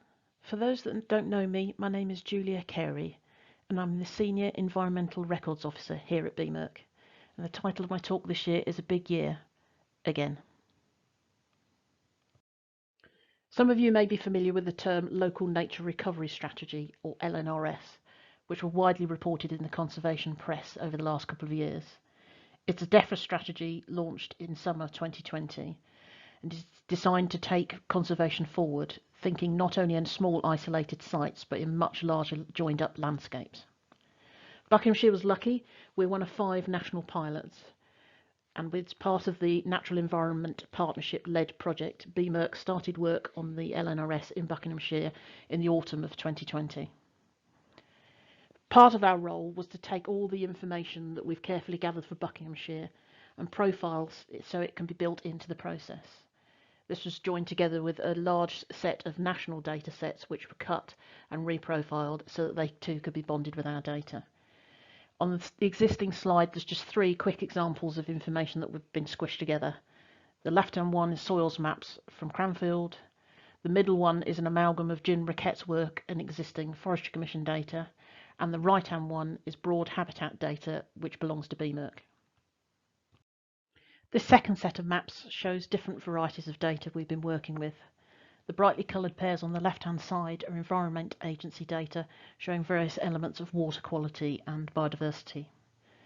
The middle one is a Natural England map where the green areas are known wildlife resources in the county and the purple ones are the linkage elements that would need to be put in place to join them up. And the bottom right-hand one, which may be more familiar to people, is a butterfly conservation heat map. The redder areas are where conservation effort has been suggested should be targeted within Buckinghamshire itself. So, what now? I know Nicola will be picking this up in her talk later, so this is only a brief summary. We have a very draft LNRS for Buckinghamshire, but clearly a lot more partnership input is going to be needed to make sure that the targets outline the areas that we want to work on and the areas that are most important to us. So keep your eyes peeled, there's going to be more on this in the future. And now perhaps for a lighter item. The BMERC Small Grants Programme has been running for several years now, and we find it as a very flexible way of supporting biodiversity and the local communities in Buckinghamshire. A good example of this is the Olney Allotment Association's Amazing Grace Community Orchard, the support for which in part came out of a conversation between Fiona Everingham when she was working on a nearby local wildlife site and the local community. Way down in the south of the county, St Anne's Church at Dropmore is a tiny heathland fragment with grass heath and dwarf shrubbery heath, which is sat next to the Littleworth Common SSI. Over the recent years, it's become increasingly overgrown with bramble, and so small grants money has been used to support the clearance of bramble and improvement of the habitat locally. In Milton Keynes, the Milton Keynes Parks Trust are very keen to expand their dormouse survey project, but were short of equipment to do so. So we've bought them a series of survey tunnels to facilitate their volunteer effort to do this.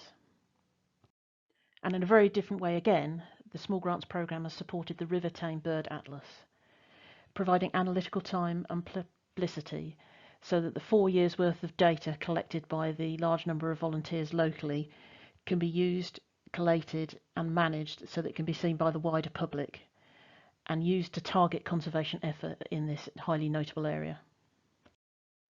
And one of the more fun things in the BMERC annual calendar is the Noble Chafer study. And here I'd like to stop and say a huge thank you to all of you. Last year we were supported by over 30 volunteers who between them and us covered nearly 40 sites scattered across the entirety of Buckinghamshire, which is an absolutely huge effort, especially considering the pressures that everybody had been dealing with for the last 2 years from COVID and all the other little wrinkles of life. So that was an amazing result. Unfortunately, we didn't catch any beetles. To put it into context, nobody caught any beetles hardly last year. Dr. Deborah Harvey is unsure why, but it's very clear that last year was not a good year for the adult beetles, with very few being seen or caught. The only 2 records I'm aware of, one of which was just over the border in Hertfordshire and quite late in Tring, I guess we sort of call Buckinghamshire, it was within a kilometre of us. The second one was ironically one of the Buckinghamshire traps, which was lent to an ex-Buckinghamshire recorder who caught it in his orchard in Herefordshire. So I guess we ought to be able to claim that one too. So unfortunately last year turned out to be a bad year for the beetles, but that doesn't mean to say that the survey wasn't a very valid effort, and so we'd like to continue it this year. It might be helpful at this point to understand a little about where the Noble Chafer studies come from and where we'd like to go with it in the future. So to help this, I prepared a series of maps that explain the knowledge we have. On this first slide, the 2 maps, the left-hand one is dated roughly 2019. The green squares show where we've managed to map traditional orchard, and it's clear from the scatter that we are missing an awful lot of information for the rest of the county, in that this is unlikely to be all of the orchards. On that, it would be extremely helpful if any of our volunteers or recorders want to share information with us about traditional orchards. If you'd like to email us and tell us roughly which parish you live in, we can send you a map, and if you want to colour in the areas you know to be traditional orchards and send them back to us, that'd be fantastic. On the right-hand map, same date as 2019 roughly, there are ringed on the right-hand side 2 pink squares, which are contained within a red circle. The pink squares represent the only 2 sites that were known truly to have noble chafer at that date. The records come from Martin Harvey and Mark Telfer, dating roughly to 2011. Further south, next to the big blue arrow, there's another record from the Flackwell Heath area, 2014 in date, but we're not sure, because although the habitat may well be suitable in that area, we're not sure that the volunteer was able to tell the difference between rose chafer and noble chafer, so what we're tending to do is ignore that record until we can verify it at a later point. This next pair of maps shows the results of the 2019 field survey, which BMERC ran with volunteers. On the left-hand map, you can again see the familiar green and pink squares, but we've now gained some light blue ones. The light blue squares are all of the sites that were surveyed in the 2019 survey season. On the right-hand side, we've also gained some hot pink squares. These are the survey sites in 2019 where noble chafers were found, always as adults, and recorded positively. In the middle of the county, we've gained new sites near Aston Clinton and Wendover, which were found by the BMERC team. To the north, the lone dot is Martin Kincaid's find right in the middle of Milton Keynes City, which gives us a 20-kilometre extension of their range north in the county, which is fantastic.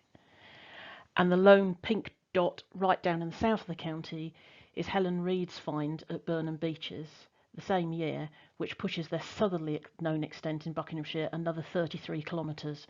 So between them, that's a 50k range that we just didn't have before, which is amazing. On this slide, we can see the 2021 survey season, having had to abandon 2020 due to COVID problems. We all know that 2021 was a pretty duff year. In fact, nobody caught any beetles in Buckinghamshire. So I guess that could be seen as very negative. But actually I view it as really positive. All of the dark blue squares are new sites which were surveyed, mostly by volunteers, but also by the BMERC team, which, as you can tell from the map, is a huge expansion of survey effort and actually bodes really well for the future. And just as a final summary, the where we were and where we've got to slides. The left-hand one shows the familiar 2 squares that were the only 2 that where noble chafer was known pre-2019 surveys. And the right-hand side, you can see a massive expansion of sites in the Aston Clinton and Wendover area, way up to Milton Keynes, and also down to the south of the county, which is a fantastic result. This year, we'd like to support chafers in 3 key ways in Buckinghamshire. Where we know there's a generation gap coming up where habitat will be lost temporarily, the use of invertebrate boxes as a home for chafers to live in until we can restore reasonable habitat for them. Secondly, to support the existing national and international research efforts, primarily focused through Dr. Deborah Harvey's work and also the PTES. And thirdly, to run again the noble chafer surveys, hopefully getting the pheromone traps out again this year, but also adding some structured frass surveys where we can do some training events in the field with volunteers. We'd really like to repeat last year's survey again this year using the sites that we already had and the traps which were already out there. So if you've got a trap, please hang on to it, and we'll be talking more about whether the opportunities to volunteer with us later on. BMERC has quite a wide selection of field kit and ID guides, so if anybody would like to borrow these either on a short or long-term basis, please let us know. This year we're really keen to pick up after the hiatus from COVID with our informal free training opportunities for volunteers. So far this year we've got sketched in some informal mossing days with Sean, the county moss recorder, an online course, it's only 2 hours long, about what makes good records. In the field sessions for groups which can be organised to talk about veteran and notable tree features, especially for those that are considering surveying them, and as ever the noble chafer survey. We will be sending around a circular about this after the recorder seminar, so please do fill it in. We'd like to know who wants to sign up for what, and also if we're missing any schemes that you would like to take part in.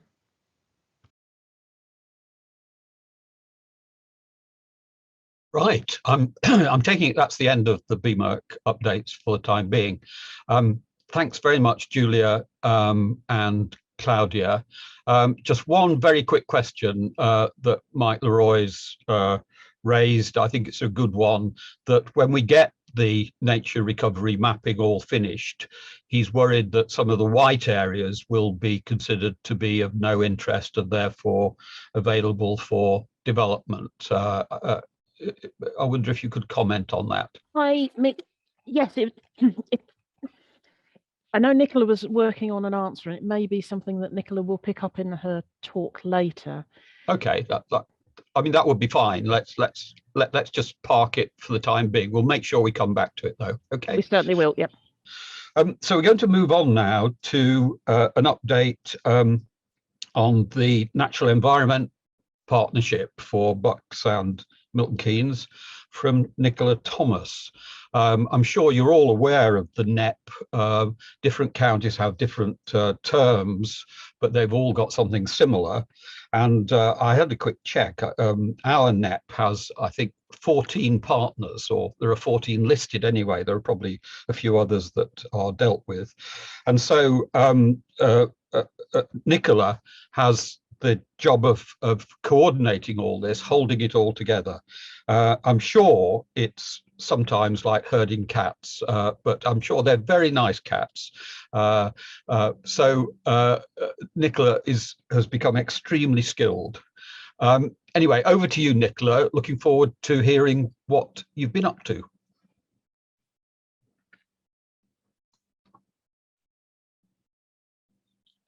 We can't hear you, Nicola.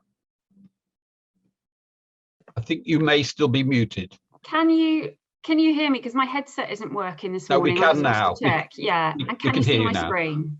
Okay. Yes, thank you. You can. Brilliant. Okay. Hello, everyone. Yes, they're all very nice cats in the in the Natural Environment Partnership. So we enjoy not so much herding, but we enjoy supporting them and working with them. So anyway, enough about cats. So I'm the partnership manager, Nicola Thomas, from the Bucks and Milton Keynes Natural Environment Partnership, or the NEP for short, which you may have heard of. And I just wanted to give you a quick update as to, well, a reminder of who we are, and then an update of the sorts of things that we've been working on recently. So who are we? Well, we are an official local nature partnership, or LNP. There's 47 now across England. And they were set up following a natural environment white paper back in 2011, which called for much more strategic thinking and working around the local environment. That's basically what we do. We bring together lots of different organisations from different sectors to look at the Bucks and Milton Keynes area as a whole, and work to try and improve the environment. Some of our partners are shown here, but we do work with a lot of other partners beyond just the board members in some of our working groups and some of our individual projects. So I suppose we've got tentacles stretching quite widely throughout the area. And what we try and do collectively is set a vision for the local environment. So I'll come on to a couple of examples, but we've got a vision for the local biodiversity, for example. We've got a vision for green infrastructure. We also speak with a collective voice for the local environment. So if there's a consultation going on, whether that's national or local, that relates to an area of work that we know that our partners will want to say something on, then we come up with a collective response. And we've also input into local plans when they get revised as well. And then obviously collective action. So that might be projects that the NET sort of staff team runs centrally and get the support of partners for, or there might be partner-led projects by the individual partners that we collectively then support. And I'll come on to a couple of examples. And just as a reminder of how we're structured, we have 2 volunteer members. We have an independent chair, Chris Williams, who, for those who might know him in his previous guise, he used to be the chief exec of Bucks Council, but he's been with us now for a number of years, which is brilliant. And we've also got Phil Bosher from the Parks Trust, who voluntarily chairs our delivery group, which oversees some of our project work. And then the actual staff team is myself part-time and Rhiannon, who you'll know from BMERC. So she's got 2 hats. She has the BMERC hat and the NET hat. So what have we been doing then? Some recent highlights from us. One of the biggest pieces of work that we've been working on over the last few years is designing the biodiversity net gain scheme in kind of anticipation really of the mandatory requirement that's coming in from government for all development to ensure that it produces a net gain in biodiversity of at least 10%. So we had the Environment Act at the end of last year that stipulates the minimum 10% percentage. But we had already been working locally and making sure that the commitments had been made to a net gain in our local plans. So we're a little bit ahead of the game, and we designed a scheme that could be worked on and could help to deliver the net gain for development across Bucks in particular. So Bucks Council is now working hard to implement that scheme, and there's a lot to it in terms of implementation. So we've effectively handed the bulk of the work over now and the bulk of the structure, and they've just employed their first biodiversity net gain officer to work on that, which is fantastic. So that's an example of an area of work that's been really successful. You can find out a bit more about it on our website. I know there's lots of interest in the local nature recovery strategy, so I'll say a little bit about that. The NEP was involved on the steering group of the pilot local nature recovery strategy, which concluded last year, in spring last year, or May-ish last year. And some of you would have been involved in that in various ways. We are, and sorry, yes, you can see all of the outputs of that pilot on the NEP website. But the current situation is we're waiting on government to learn from the lessons of the pilots and put out the guidance and requirements that it sees fit for the construction of the actual local nature recovery strategies. So what we were doing in the pilot was testing a process that DEFRA had suggested, sort of a 5-6 step process, and we had to follow the steps and produce a local nature recovery strategy. In each of the pilot areas approach the steps slightly differently, so there's lots of lessons to be learned. And government's been sort of looking through those, and we're now awaiting the final set of guidance. So we're not quite sure, you know, to what that will look like in terms of the steps that we need to follow and how similar they are to the pilot or otherwise. And then similarly, in terms of what we've produced, the report and the mapping, we don't know whether they might sort of stipulate a particular form that should take, or whether that will be sort of locally led again. So whilst we did produce something last year which showed 4 different types of zones on a map which outlined the priorities for nature's recovery according to data and input from stakeholders, we don't know whether that's the process that government will want us to go through again, or whether they, as I say, sort of leave it freer. The mapping we produced was an example of what could be produced. It was an example of what might be produced for Bucks. And the zoning wasn't supposed to be sort of white space as such in zone 4. It was an example of different types of actions in each of the zones. So I think we just need to see what government comes out with in terms of the guidance for what's required. And, you know, the steering group will probably reconvene and look at who's on it and sort of go ahead according to the guidance that's released. And we're expecting that, well, they did say spring. And in government speak, that can mean any time from sort of early March through to probably late May. So we're waiting to hear.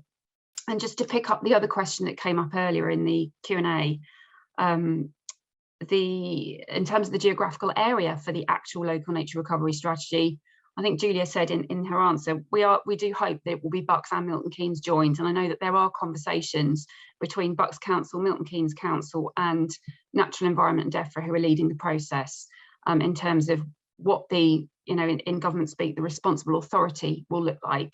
So who's going to pick up the overall responsibility and what the geography would look like. But certainly the NEP has sort of agreed that if helpful, we would help to lead the process if that's at all helpful, given that we cover both Bucks and Milton Keynes. So I think, you know, we learned a lot from the pilots and there's a lot online, but we're waiting for further guidance in terms of the actual LNRS. Just quickly, a few other things that we've been working on that are really important. We've released a new biodiversity action plan for Bucks and Milton Keynes, which sets out the biodiversity priorities for the area, really to act as an interim vision and strategy for biodiversity until we get a final local nature recovery strategy approved and in place.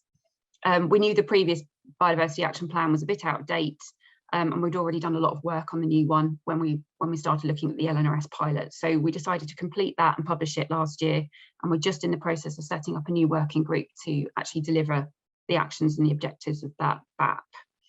I just wanted to point out on this slide as well, we do have opportunity mapping for green infrastructure. We had some natural capital mapping completed by Jim Rouquette for Milton Keynes, and Bucks Council's completed theirs too, with Jim sort of feeding in. So we've got a really detailed natural capital map showing the assets, the ecosystem services, and some opportunity areas for those ecosystem services and new habitat to provide them, that's detailed and covers the whole of Bucks and Milton Keynes. So they're worth a look. And obviously we'll be working to try and make sure that they are incorporated into the LNRS process as it comes up. We've been doing some work at the growth arc, the Oxford to Cambridge growth arc scale. We're waiting to hear really what's happening with the growth arc as a concept, given the government's sort of focus on levelling up, which might be further north than Bucks, Milton Keynes and the Oxford to Cambridge arc area. But certainly the local nature partnerships are absolutely committed to continuing to work together. We have done before the growth arc came up as a concept, and you know we've sort of reinforced that commitment recently. So we continue to share good practice and projects. And some projects you may have heard about. Rhiannon runs the Bucks Buzzing project, which encourages action for pollinators across Bucks Milton Keynes. There's a website, there's lots of resources that she's put together. And then there's a new garden assessment that you can do on your own patch to just look and see how you can improve your own garden environment. So Rhiannon's put all of that together and it's all on our website. So I encourage you to go and have a look if you would like to. She also put together a toolkit to encourage parishes essentially, but really any community groups as well, to look at their road verges and their local green spaces. And the toolkit gives you advice on how to make them wilder and who to get permission from if you don't already own or manage that verge or green area. And we've been working with Chalk Cherries and Chairs, so the Conservation Board and their partners on that project as well. In terms of what comes next, well, clearly the LNRS, the Local Nature Recovery Strategy, as I say, we're waiting to hear on the final set of guidelines from government, and then we'll need to, which the responsible authority is, and then I'm sure the Net will be quite heavily involved with that process. We obviously want to deliver our BAP, as I mentioned, and we started to work more closely with the farming community. We set up an agricultural roundtable as a sort of first inaugural meeting with them at the end of last year, covering Bucks and Milton Keynes, to discuss with our partners who work closely with the agricultural sector and some members of the farming community as well, and what the issues are at the moment and how we can potentially help. So we've got a few actions spinning off from that.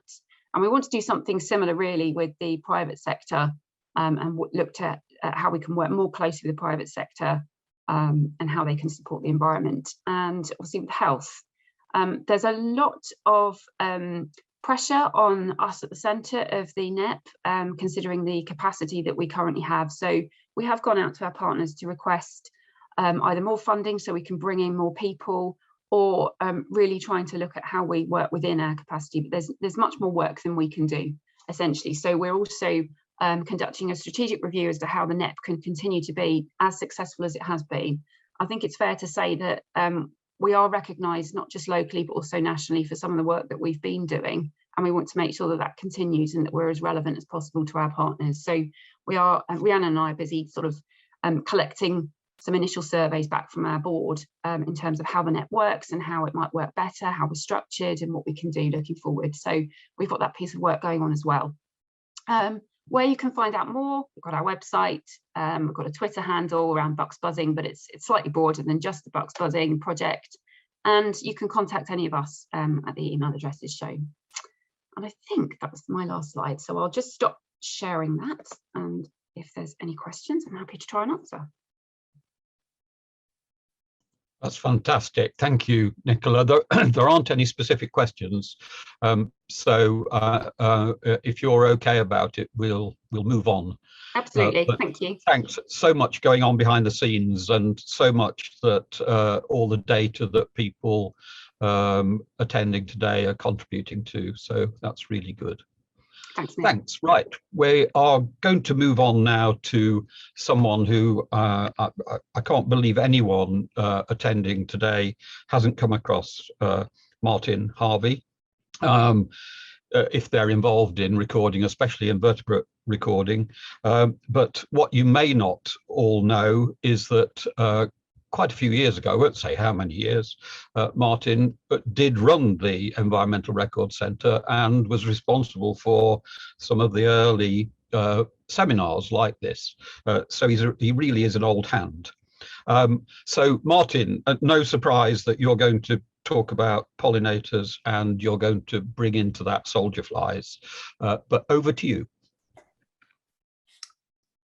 Thank you, Mick. Just try and get the screen share working. Hopefully everyone can see that. Thanks for inviting me back again. It's always a great pleasure to join in with these meetings. Thanks to Mick for reminding me quite how long I have been joining in with these meetings. BMERC asked me to give a few quick updates on three fairly unconnected things in a way. So I'm going to start off saying a little bit about the UK Pollinator Monitoring Scheme, and I'm going to finish by saying a little bit about iRecord and some of the recent developments there, both of which are things that I am lucky enough to do as part of my day job at the UK CEH Biological Records Centre. And in the middle, I'm going to talk about the soldier flies recording scheme, which is one of the things I do for fun. So if we start off with the pollinator monitoring.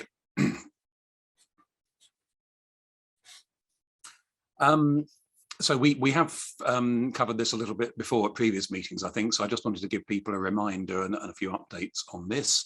So the UK Pollinator Monitoring Scheme has been going since 2018 and works with a whole range of other recording schemes, including the ones for hoverflies and for bees, wasps and ants.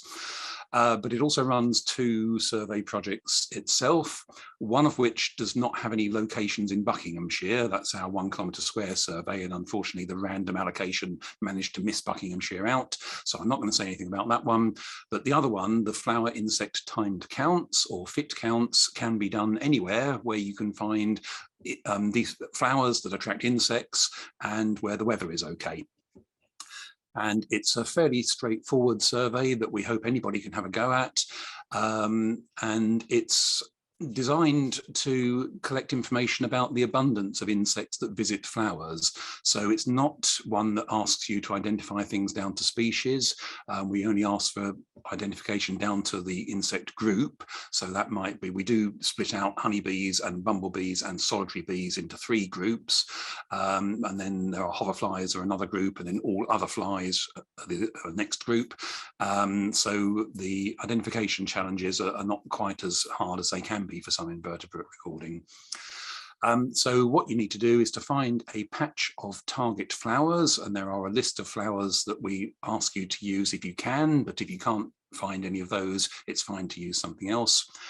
Define yourself a 50 by 50 centimetre patch and spend 10 minutes during good weather just enjoying yourself, watching the insects and counting them as they land on the flowers. And of course, very importantly, then sending in the results. And there's a few other questions about habitat and how many flowers there are and that kind of thing. So we've been running this survey every year since 2018, and it runs from the 1st of April through to the end of September. So we are now in the live survey period, but we do need a minimum of 13 degrees if the sun is shining, or 15 degrees if the sun is not shining. And certainly where I am over the last few days, it's not been very close to those temperatures. So although our recording season is open, we do need to wait a little bit longer for the temperatures just to pick up again to reach those thresholds.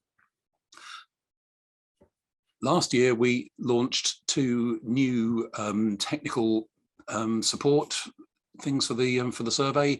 So we now have a new UK Pollinator Monitoring Scheme website, which if you are recording your counts onto paper or into a notebook or something, you can go to the website and enter the results there. And that's where you can see the other results coming in, and there are various charts and bits of feedback about the results coming in, and also all the guidance and identification guides are available on the website. We also launched a new app last year, which has so far proved to be very popular. And if you have the app on your phone, you can use it in the field as you do the count, and it takes you step by step through the entire process. You just fill in the details as you go. It's got a timer for your 10 minutes, and you can just tap on the screen to add up the numbers each time a new insect appears on the flowers. It's even got the insect identification guide for the insect groups built into the app, so you can consult that as well. So this does allow you to, as I say, record your count in the field, and you then need to upload that, which you can do in the field if you've got a data connection, or you can wait until you get home and run it through the Wi-Fi. And this has proved very successful in 2021 for bringing more counts into the survey, which is fantastic. You can see that the growth since 2018 has been really very good, and we're very grateful to everybody who's taking part in that. And in 2021, about 2/3 of the accounts did come through the app, so it does seem to be something that people have found really helpful for taking part in this. So 3,000 counts or thereabouts last year, which is equivalent to spending 24 hours a day for 3 weeks, counting all day, every day. So that's a fairly impressive input. And it's great to see the data coming in. This is one of those surveys that really benefits from having as many results coming in as possible. And the more data we get in, the more reliable the trends will be, and the analysis that we can get from it. You don't have to do it at a particular time. As long as the weather conditions are fine, you can do it just once and send that in, and we'd be very grateful. Or you might decide to do it once each month, or even once a week, or some people do it even more often than that. You can choose different flowers, different times of day. It's really up to you how you want to get involved, as long as we've got those weather conditions and within the right time of year. If you go to the website, one of the things you can look up is to see the different patterns of the insects that visit the different flowers, and this is a live update based on the records as they come in. So last time, one of the flowers that is out now, and as soon as the weather's warm enough, you can go and have a go at, is buttercup. And on the average number of insects that people see on buttercups during their 10 minutes is 6, and the most numerous visitors to buttercups are in the other flies category, the green band on the chart there, and the small insects category, the grey band on the chart. By contrast, another flower that's out at the moment, the white dead nettle, also receives an average of 6 insects per 10 minutes, but with a rather different makeup of those insects. White dead nettle has much more deeper, more tubular flowers, and bumblebees are really good at getting into them and enjoy extracting nectar and pollen from them. And as you can see on the chart here, that is the predominant group that we see visiting the white dead nettle. So there's quite a lot of interest in the different groups and how the different insects behave around the flowers, and that's all part of the fun, really. I just wanted to show a few of the initial analyses that have been carried out by my colleagues at UKCH, and we are still working on the analysis. This is intended as a long-term monitoring project. So even though we do now have data from 2018 onwards, it's still quite early days in terms of generating trends, but we are starting to see some really interesting patterns. And the graph on the left here, these are perhaps not very surprising patterns, but it's good to see them coming out of the data. The one on the left shows that the more floral units, that's basically a measure of how many flowers there are in your square. The more flowers there are, the more insects you're likely to see. So not terribly surprising, but good to see that coming out in the data. We do see more insects when the sunshine is on the square, strangely, the numbers at the moment are showing that if it's partly sunny, we get lower numbers than if it's shaded. So that needs a bit more investigation to try and work out what's going on there. But the effect of having decent sunshine is certainly clear. And we have picked up some effects of the different habitats where people carry out the counts. We do have some good results from agricultural habitats with some quite high numbers in places. Gardens doing very well as well, and actually scoring more highly than the more semi-natural types of habitat, with urban habitats from our data at least scoring relatively lowly. But there's a fair amount of variation around these different categories. So as I say, much more analysis and exploration to be done from that. So just to finish the section on the pollinator count, if you've not tried it yet, I'd encourage you to have a go at it. It is something that I certainly find very enjoyable and relaxing. And as I say, you can't do it in the cold and the wet. You do have to be out there in nice weather. And it's just really nice to sit down and focus on 10 minutes of just watching the insects. Yeah, I think a lot of the feedback we've had suggests that people do find that quite a mindful thing to do, part of that connection with nature. And of course it fits in very well alongside the sorts of activities that the Bucks Buzzing project is promoting at the moment, and it does provide a really good way of adding to, if you're trying to encourage pollinators, to try and see some of the effects that is having. Okay.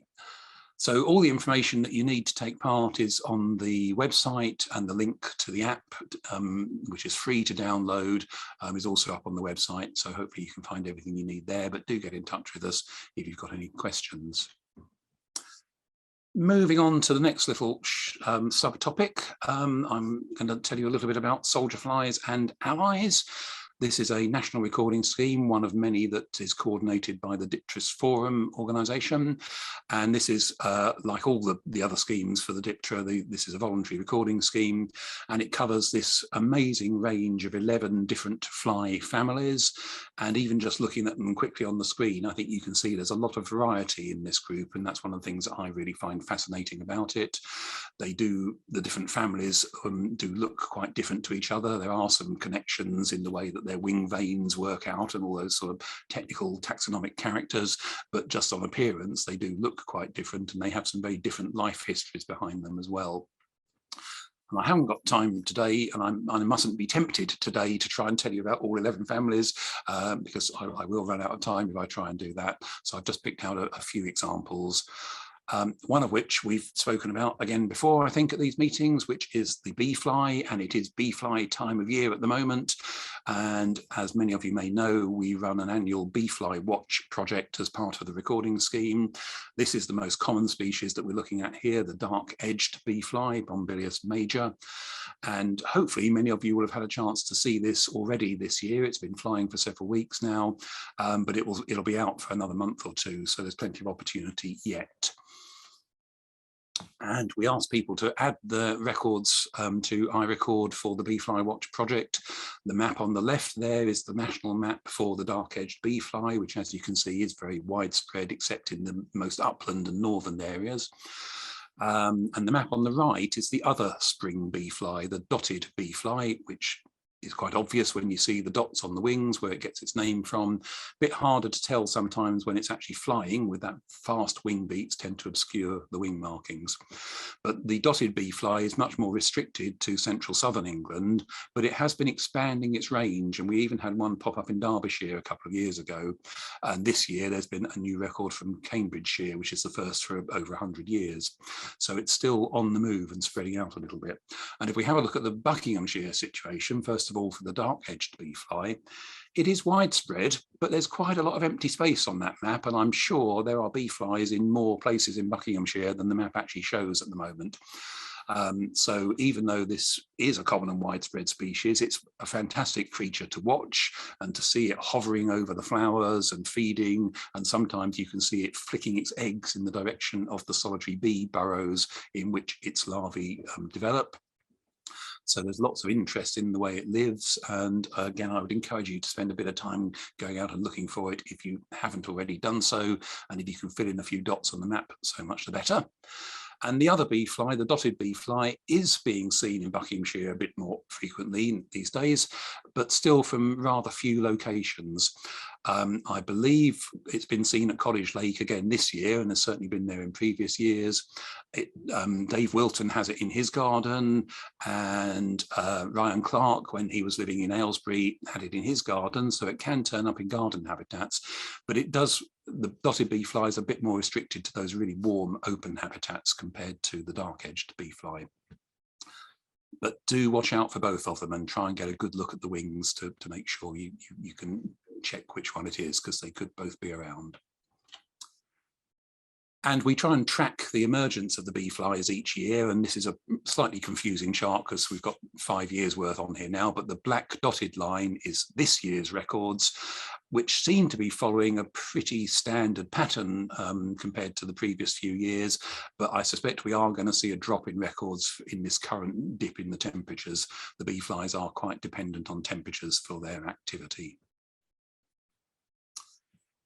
Looking a bit more broadly at soldier flies and their allies in Buckinghamshire, there's about 158 species on the British list, and about half of those have been recorded in Buckinghamshire over, if you look across the records over sort of all the records that we have going back over 100 years. And there are 9 species which have been recorded in the past, but nobody has found them yet this century. So some of those are probably lost to the county, but there are some that we probably could rediscover with a bit more recording effort. I had a quick look to see which part of Buckinghamshire has the most species recorded, and it turned out to be a 1 kilometre square that includes part of Denham Country Park in the south of the county. So a really good number of species, but as far as I can see, nobody's sent in any records at all since 1996 for that particular area. So it would be fascinating to see how many of those species can still be found. The next best recorded square is at College Lake, and that has had some much more recent recording, but there are some of the more specialist wetland species that haven't been seen since 1987, and that includes some really attractive soldier flies. And I'd like to think they're still there somewhere, but they are quite small flies, these ones, and despite their bright colours, they're easily overlooked. And it would be really good to try and get a bit more focus on these to see if we can check that they are still at College Lake. So plenty of things to look out for. And as always with biological recording, there are plenty of changes happening as well. This is an example of a species that's only recently arrived in Buckinghamshire, and the first record was in 2019. And we're now up to 9 records up to 2021, and they are spread nicely along the Chiltern Escarpment. And so far, I think I'm right in saying that all 9 records originate from Sue Taylor. And Sue seems to have a real knack for finding this particular robber fly. But I think there's a challenge for the rest of us to see if we can catch up with her as well. It is quite similar to some of the other more common robber flies that you'll see in similar habitats. One of the things you need to look for is the colour of the legs. This downland robber fly, it's a bit bigger than the common species, and it has almost completely black legs, so you do need to get a photo that shows the leg colour to confirm this one. But it's really good to see this one establishing itself along the Chilterns. The other one that's arrived in 2020 is one of the soldier flies, the long-horned general. Not the most colourful of soldier flies, but it's quite a large fly, this one. And if you go back to the records in the 20th century, it was considered to be a real coastal specialist and associated with salt marsh. And you can just see there's some yellow squares dotted around the southeast coast on the map there.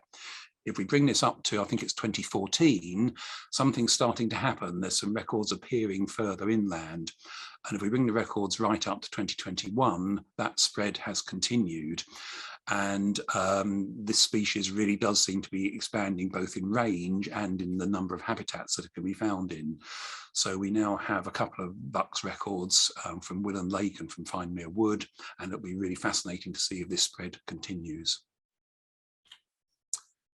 And I'm going to finish the soldier fly section with a couple of species that have not yet been recorded in Buckinghamshire, but I live in hope that they could be found.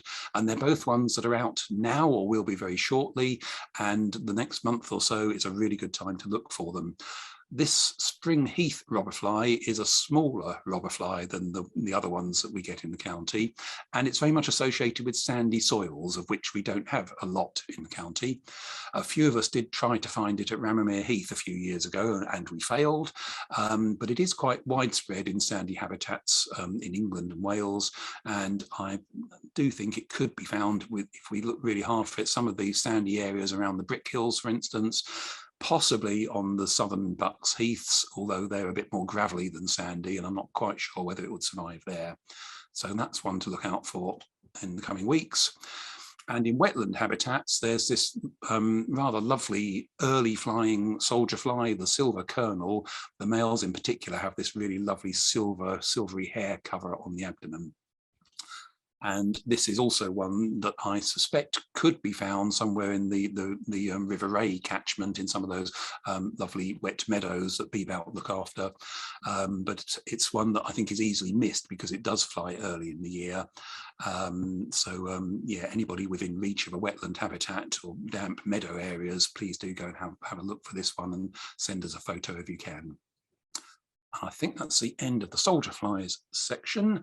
So I will, oh, not quite. And yes, the usual reminder that all the information is up on our website, and we've also got some fantastic ID guides, thanks to some wonderful photos that people like Stephen Falk have let me use for these guides. So do go and check the website and download all that information. So the final section then is just to say a little bit about iRecord, which, as you've seen, we use for the soldier flies scheme, and the records coming into iRecord are also shared with BMERC and elsewhere as widely as we can. So it is one of the ways of getting your records into these systems. And the idea of iRecord is that there's lots of different front-end systems that feed their records into the same place.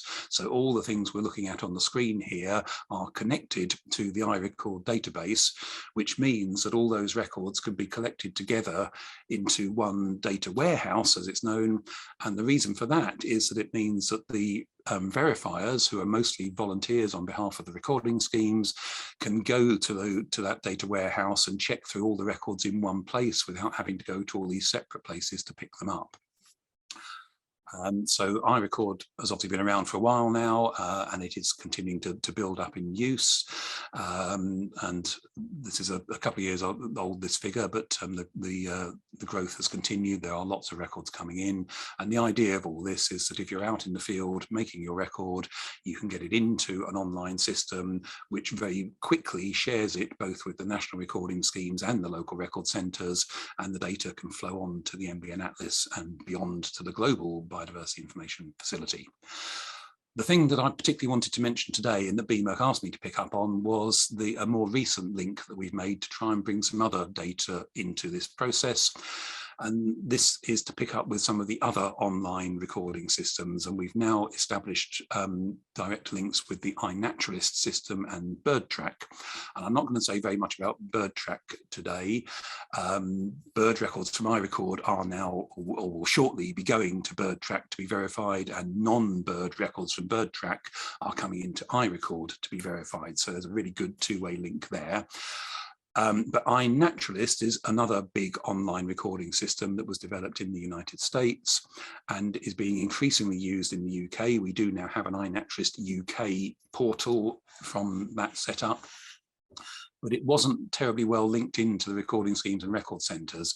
So we do now have a link so that records in iNaturalist flow through to iRecord to flow into all these other places that they need to go to.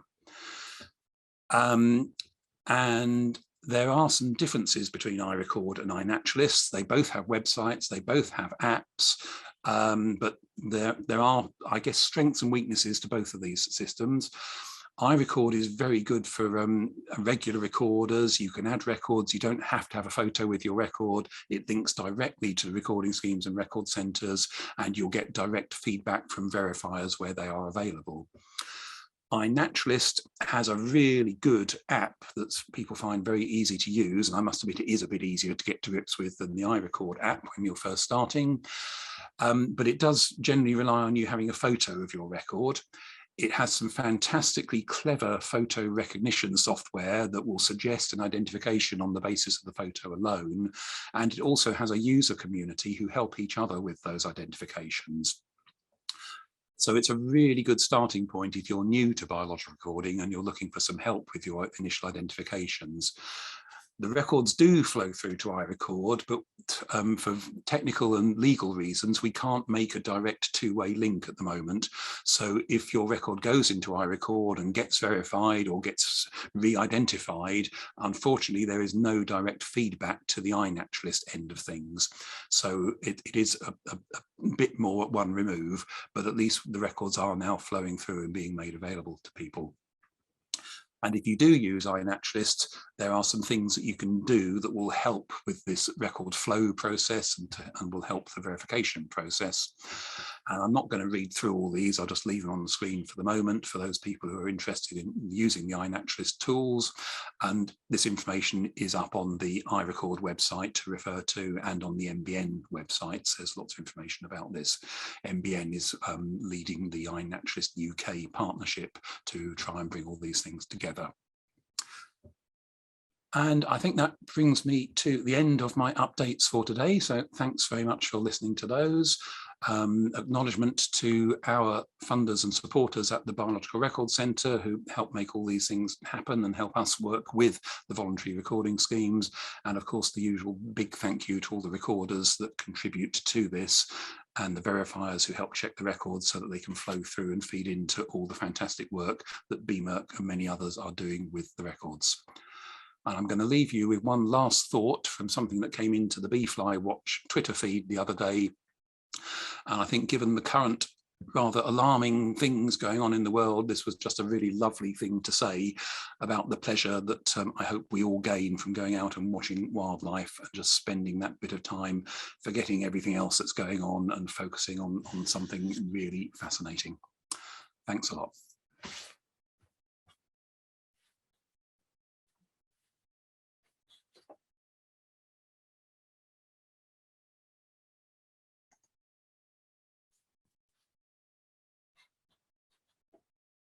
I need to unmute. I was just saying thank you, and how lucky we are to have you in Buckinghamshire, as well as your work for the Biological Records Centre. Thanks again. There is a slightly technical question from Mike Leroy in Q&A, if you could possibly answer that, because we're still running a little bit late. Will do. Thanks very much. We're going to move on now, and I see that Kwesia's joined us, but just to warn her, we're running about 10 minutes late at the moment, but we'll see how we get on. We're now going to move on to Michael Pocock, who is an ecologist also at the Biological Records Centre, where Martin works. I was so excited earlier because I got a message to say Michael was going to be contacting us from a campsite, and I thought, this is going to be great. This is going to be new for our seminar, somebody doing a presentation from a campsite. But I gather his presentation is pre-recorded. So I'm going to ask Matt if he can cue that up now. I believe Michael's actually on the phone, so if there are any questions that need to be answered, we can link up with him afterwards. But let's have the presentation first. Thank you.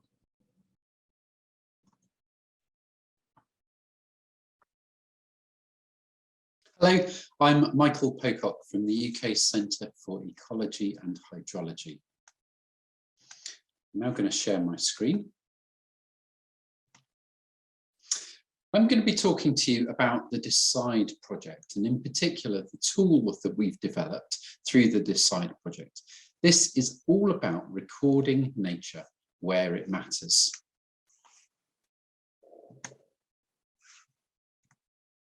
So volunteer collected biodiversity data we know is so valuable. It's really valuable for assessing the state of nature. It allows us to evaluate trends and distributions of wild plants and animals. And it allows us to assess the impact of interventions, those conservation measures, those policies put in place to help nature.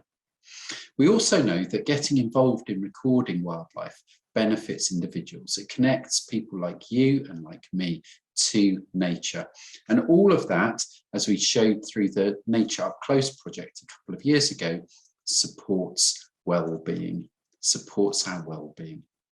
And all of these feed together to really support action for nature. This is not simply about recording what's already there, but hopefully about making impacts on how things change.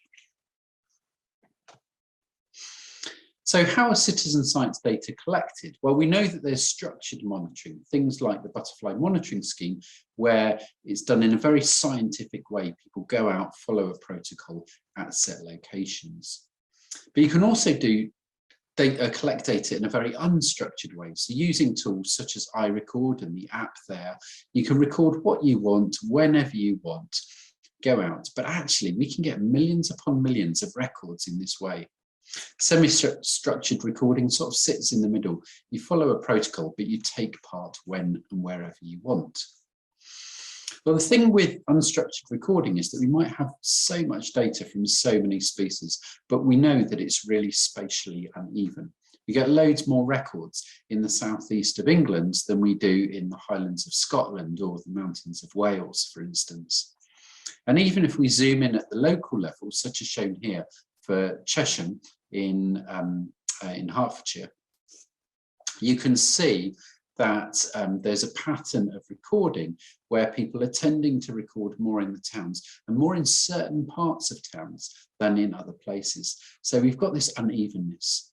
So what this leads on to is the fact that all records are valuable, but we don't simply need more records, we need more informative records to really help us make a difference.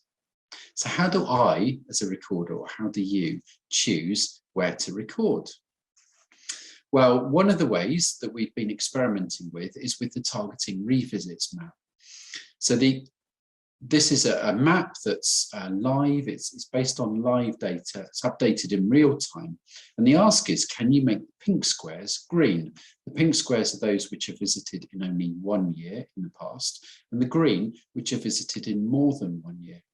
And that's really important because when we look at our trend modelling at the UK Centre for Ecology and Hydrology, we can only use the data from sites which have been visited in more than 1 year. So you can really make a big difference to the data by recording in this way. We've been exploring this with a few different taxa, and you can visit the webpage on the Biological Records Centre to find out a little bit more about this. We're going to be updating these maps very shortly for 2020, and so you'll be able to use them as the season progresses. But that's a fairly simple approach, and we've actually been exploring something much richer and in a sense more complicated through the DECIDE project. It's a much bigger project, and it draws on people who are interested in ecology and citizen science and data science and computing and visualization and social science. And we've all been working together, and importantly, working with recorders. Co-design really is at the heart of this project. So to say a bit more about the DECIDE project, what we've identified is a need. So we've got good information on the large scale trends for reporting. These are the sorts of things which we have available, trends in abundance or trends in distribution for thousands upon thousands of species. We know this at a national level. We also know that we've got records for species in sites, and that's really valuable for management. We can't get away without site-based recording to make really good decisions about the management.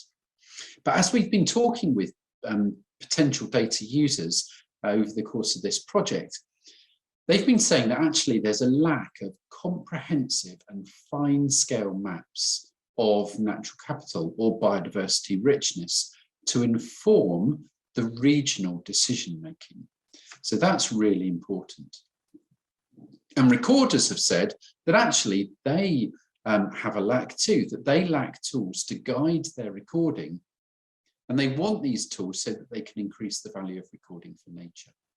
So what's the solution? Well, one solution that we've been working with is species distribution models. So we can take a whole load of data, most of which comes from satellites and from Earth observation data. We can combine these with species records. So we can do this for one species at a time, but then roll it out for many species. And what we end up with is a predicted distribution of that species. And because it's a prediction, we can also get an assessment of the uncertainty of those predictions. And so within the DECIDE tool, what we've done is we've taken those models of uncertainty and looked at where the models are least confident, where the uncertainty is highest. And we can then combine that across all the species. We then look at where the observations have already been made. And the difference between the two is the places where it's best to collect new observations, the places where we don't currently have records, but we know that records are going to be most valuable to improve these distribution models. So we've brought this all together in the Decide tool. The ask is basically, do you want to discover new places to record wildlife? I'll go back to what I said earlier. All records are valuable, and records revisiting sites time after time are also really, really valuable. But with the Decide tool, we're trying to address this question of spatial coverage. So if you're interested in that, then explore the Decide tool. It shows those places with a high priority for recording. Choose a location to visit and then record using, record all the species that you've seen using the apps or the websites which you use already. So in this tool, the colors indicate the recording priorities, and you can click on those squares to get suggestions, and pins pop up if you click on the button to give you suggestions in accessible places. These are currently available for butterflies and day-flying moths. We're going to be introducing nocturnal moths this coming year. As I said, co-design is really important within this tool, so we'd love you to explore it and give us feedback. Please do. We take the feedback really seriously. Another way you can join and find out a bit more is to join the mailing lists. We've got a general mailing list. You can also opt into the co-design mailing list as well, where we'll send a few more questions which really help us design and shape this tool.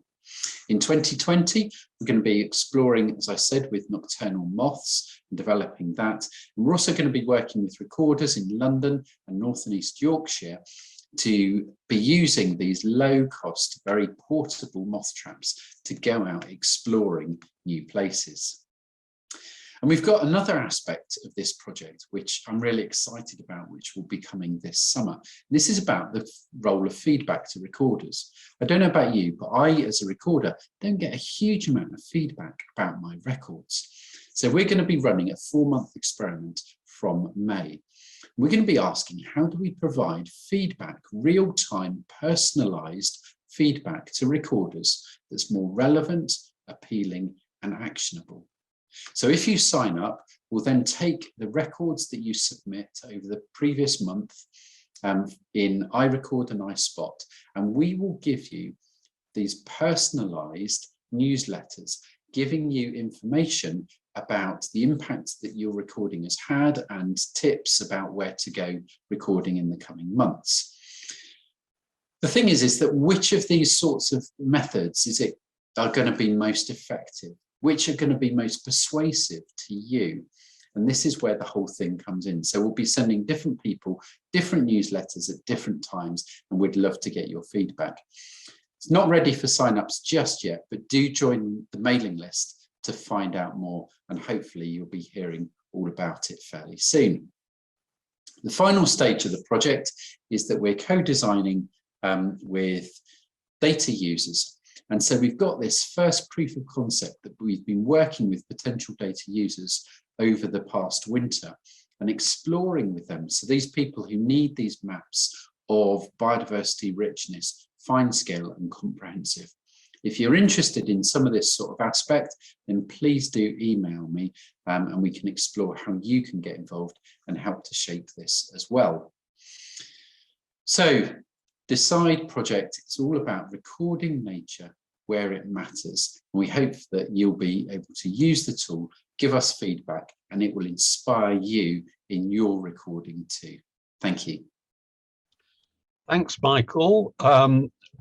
We haven't had any specific questions, but if we get them coming up a little bit later, when people have had time to think about your presentation, then BMERC will pass them on to you. But thanks very much for the presentation. Okay, we're still Thank you very much, Mick. Okay, bye. Enjoy the rest of your camping. Yeah. There you go. There's the campsite. Excellent. We got it in. Right, we're going to move on now to a different sort of presentation. Really pleased that moving from sort of quite technical and strategic presentations about how we interact with nature to someone who can talk much more about her personal experience of nature and how she engages with it. Welcome to Kwesia, who's also known as City Girl in Nature. And she's discovered nature in an urban setting, but had to travel all the way to the Amazon to trigger that interest, first of all. So I'm sure everyone's really interested to hear how that kind of experience was for you, what it led to for you, and what you're now doing to help other young people to engage. So over to you, Kwesia. Good afternoon, everyone. I hope everyone's enjoyed the conference so far. Just gonna get the presentation up and share my screen.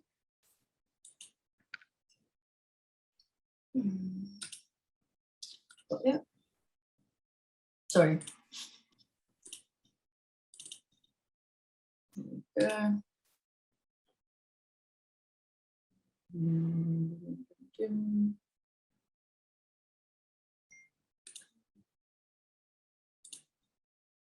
Sorry.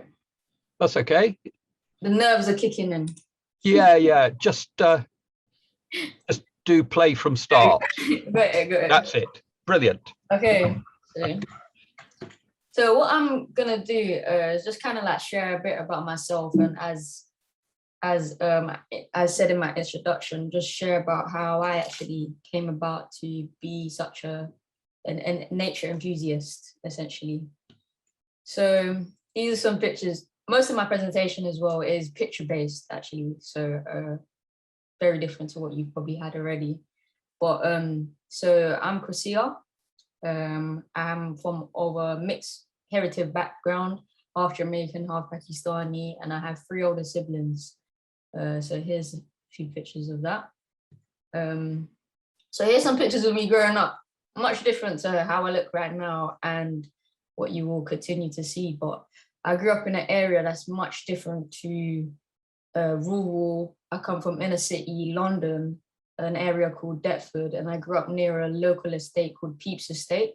So a lot of the young people and people within my community face numerous different types of challenges. The boy that's actually in this picture, he's actually in jail right now. That's just one example of some of the challenges we face within our community because of poverty and hardship. It's quite a tomboy growing up. But one thing that I did have was football. So my engagement with nature, the closest thing was probably playing football.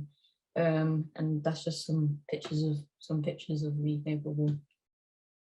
A lot of the trauma within my community, as I said, it varies, but my story, within my own story, I actually lost my grandmother, who I was a young carer for. She had Parkinson's disease, and I also lost my auntie to an honor killing. She was murdered by my uncle, as well as I lost my friend, one of my friends, to knife crime. So a lot of this happened, well, it all happened before I was 17. And at 17, I also was made homeless. So I was homeless also, which of course for any person would be a lot, and not a lot of people face these kinds of events within a lifetime, let alone before you're 17. So these are some of the traumatic things I had faced. So my life was really chaotic at this stage. So this is when I was homeless. That's my little hostel that I once was. And I also had like a suicide attempt and a breakup of family. So I didn't have much support at all. But as I mentioned before, a lot of people from my communities, that's our story typically. I'm not like abnormal to most people within my community.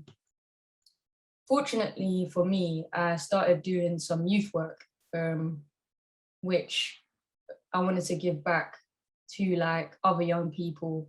And I was working with a project called Black Minds Matter back in 2018. And this youth project was about building social change leaders and trying to unlock a lot of our potential. And that Keynes House is one of the hubs that was helping to host this project. So I was actually at Key's house one time, and the British Exploring Society came in and they offered an opportunity for 2 young people to go on an expedition to either the Himalayas, to Yukon, or to the Peruvian Amazon. And nobody was interested, actually, because it's quite foreign for such an opportunity to arise. So there's not really much interest in it because no one's really had that experience within itself. And also there's a lot of factors to do with parents being scared because their child's never traveled before, and a lot of things that are not common for most people that would typically think they'd take it up and grab it with both hands. But for me personally, I was already living by myself, and I've always kind of been someone that is up for a challenge and something different. So that year I decided to take up the opportunity. I was the only one. And in April, I went along to the practice weekend, and it was my first time camping actually. And that was like 2 days of camping. But as you can even see through the picture, I was like the only one coming from my type of background and experience. So most of the young people that were there and leaders had experience with camping and being outdoors, but this was actually my first time. And I'll be honest, being in that environment, I felt it was quite foreign, and I didn't really feel welcome or feel like I belonged there. But still, I kind of went along anyway. And the next step for me after those 2 days was to go to Heathrow and take a plane and boats to the Amazon, to a remote place with no phone and no contact with nobody else except from the people on the expedition with me. That was about 60 other people actually. So this is some pictures of me in the jungle, and the group, for instance, some of the people in the group and leaders, my 2 friends, close friends still, from who were in my group, my Humboldt fire. So fire is like the amount of people that can fit around a fire. So we were all in different fires and stuff like that. And my particular fire was called Humboldt, named after the explorer. Some more pictures in the jungle. As you can see in the picture on the right as well, I was like so amazed by all of the things that I was seeing. I'd never ever seen anything like it, like seeing animals in their natural habitat, especially in the jungle, where obviously it's so biodiverse. And on the left is me cleaning some water. So on my return back from the Amazon, I actually got the opportunity to go to Buckingham Palace because the chief leader of the expedition had said that I had performed the best in terms of how I was interacting with everyone. And for me, I feel that it was quite interesting because a lot of the things of which I had faced growing up had made me resilient. So that's resilience, and things that often was seen as negative within like the school systems or other systems, and a lot of the like institutional racism or stuff like that that I had faced, it was actually the things that I was getting challenged on. When I was using those same skills in the jungle, I actually was able to motivate others and have a positive effect. So it was quite interesting to hear and see that those same skill sets were actually being praised. And I got the opportunity to go to the Buckingham Palace for Duke Explorers Award. So I continued to kind of change my life when I came back as well, because I had this experience and I never knew what was this. I could feel a difference, but I didn't know what the difference was. So I started doing more new different things, which included yoga. Yoga was another thing that I started to do. And the Black Minds Matter project that I was working on before, I came back and I started to introduce more outdoorsy stuff. So I got the opportunity to bring Duke of Edinburgh in. Most of these people were 18 plus, and they just started their Duke of Edinburgh. They all actually achieved their silver actually. So that was great for me to then see that I could bring this kind of thing to other young people that I had experienced, but not on the same scale as an expedition to the Amazon. When I came back as well, I do different talks with through the British Exploring Society, and this particular one was actually at the Adventure Mind Conference, who Belinda Kirk is the host of, who I'm actually in her book called Adventure Revolution. And within this conference, I had experienced something different, which was seeing the audience and how big of a scale this industry, or how big this all was, and how much other people had experienced this too, because Belinda Kirk talks a lot about how much adventure actually transforms people's lives. So seeing and hearing from professors to other people's lived experience too, it was really impactful on me. And when I spoke at this event, I had come to like a realization that I can actually do something myself with my own experience and share it with more and more people, not just on the level of Duke of Edinburgh. Or why don't I try to create something that I feel can connect with people? So I created City Going Nature, because of course I'm from the city and I love nature. And I realized that nature was so healing, and you can live a life of abundance and be true to your authentic self once connecting with nature. And I wanted to share that with more young people that don't actually often get that opportunity, and also to create like a better living for more people kind of thing. So I actually have an online series that explores this, about my quest of doing that. And I'm just going to share like a short clip of this.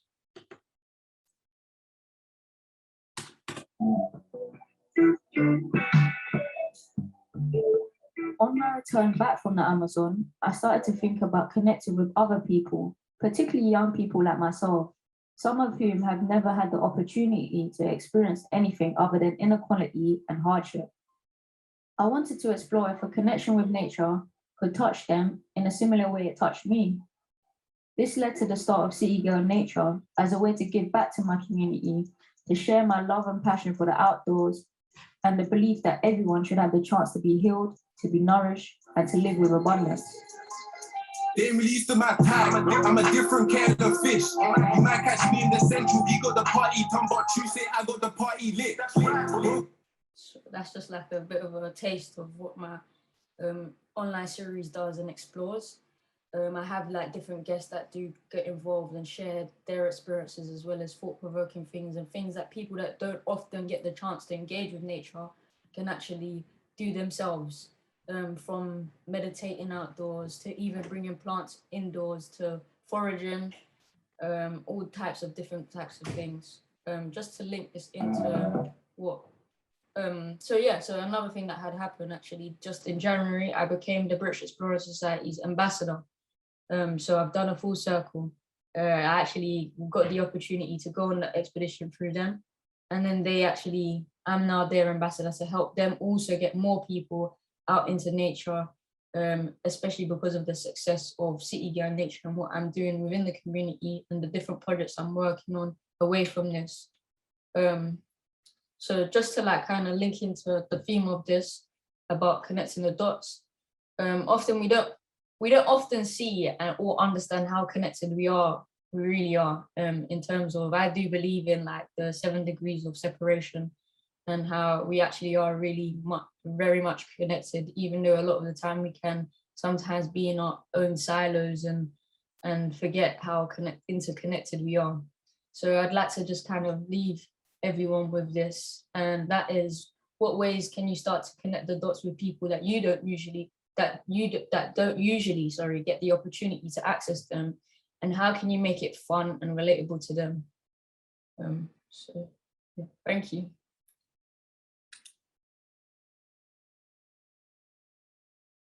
You're on mute.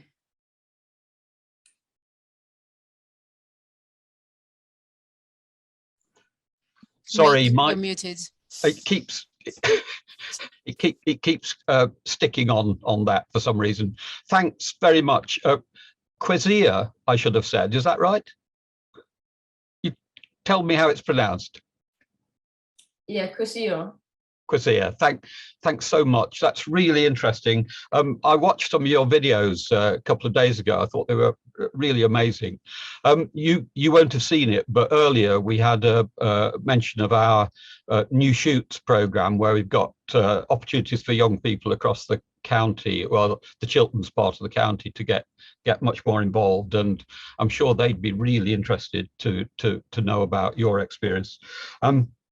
I think it's useful for all of us to hear about a sort of transformational experience that nature can bring, because we get all a bit serious about it all, you know, and forget. And also, it's so good to just get the story from a younger person. You can get a sense from just looking at us that not many of us are your sort of age, but I think it's very inspiring, and thanks very much for joining us. There haven't been any specific questions, but if there are any, we'll pass them on to you.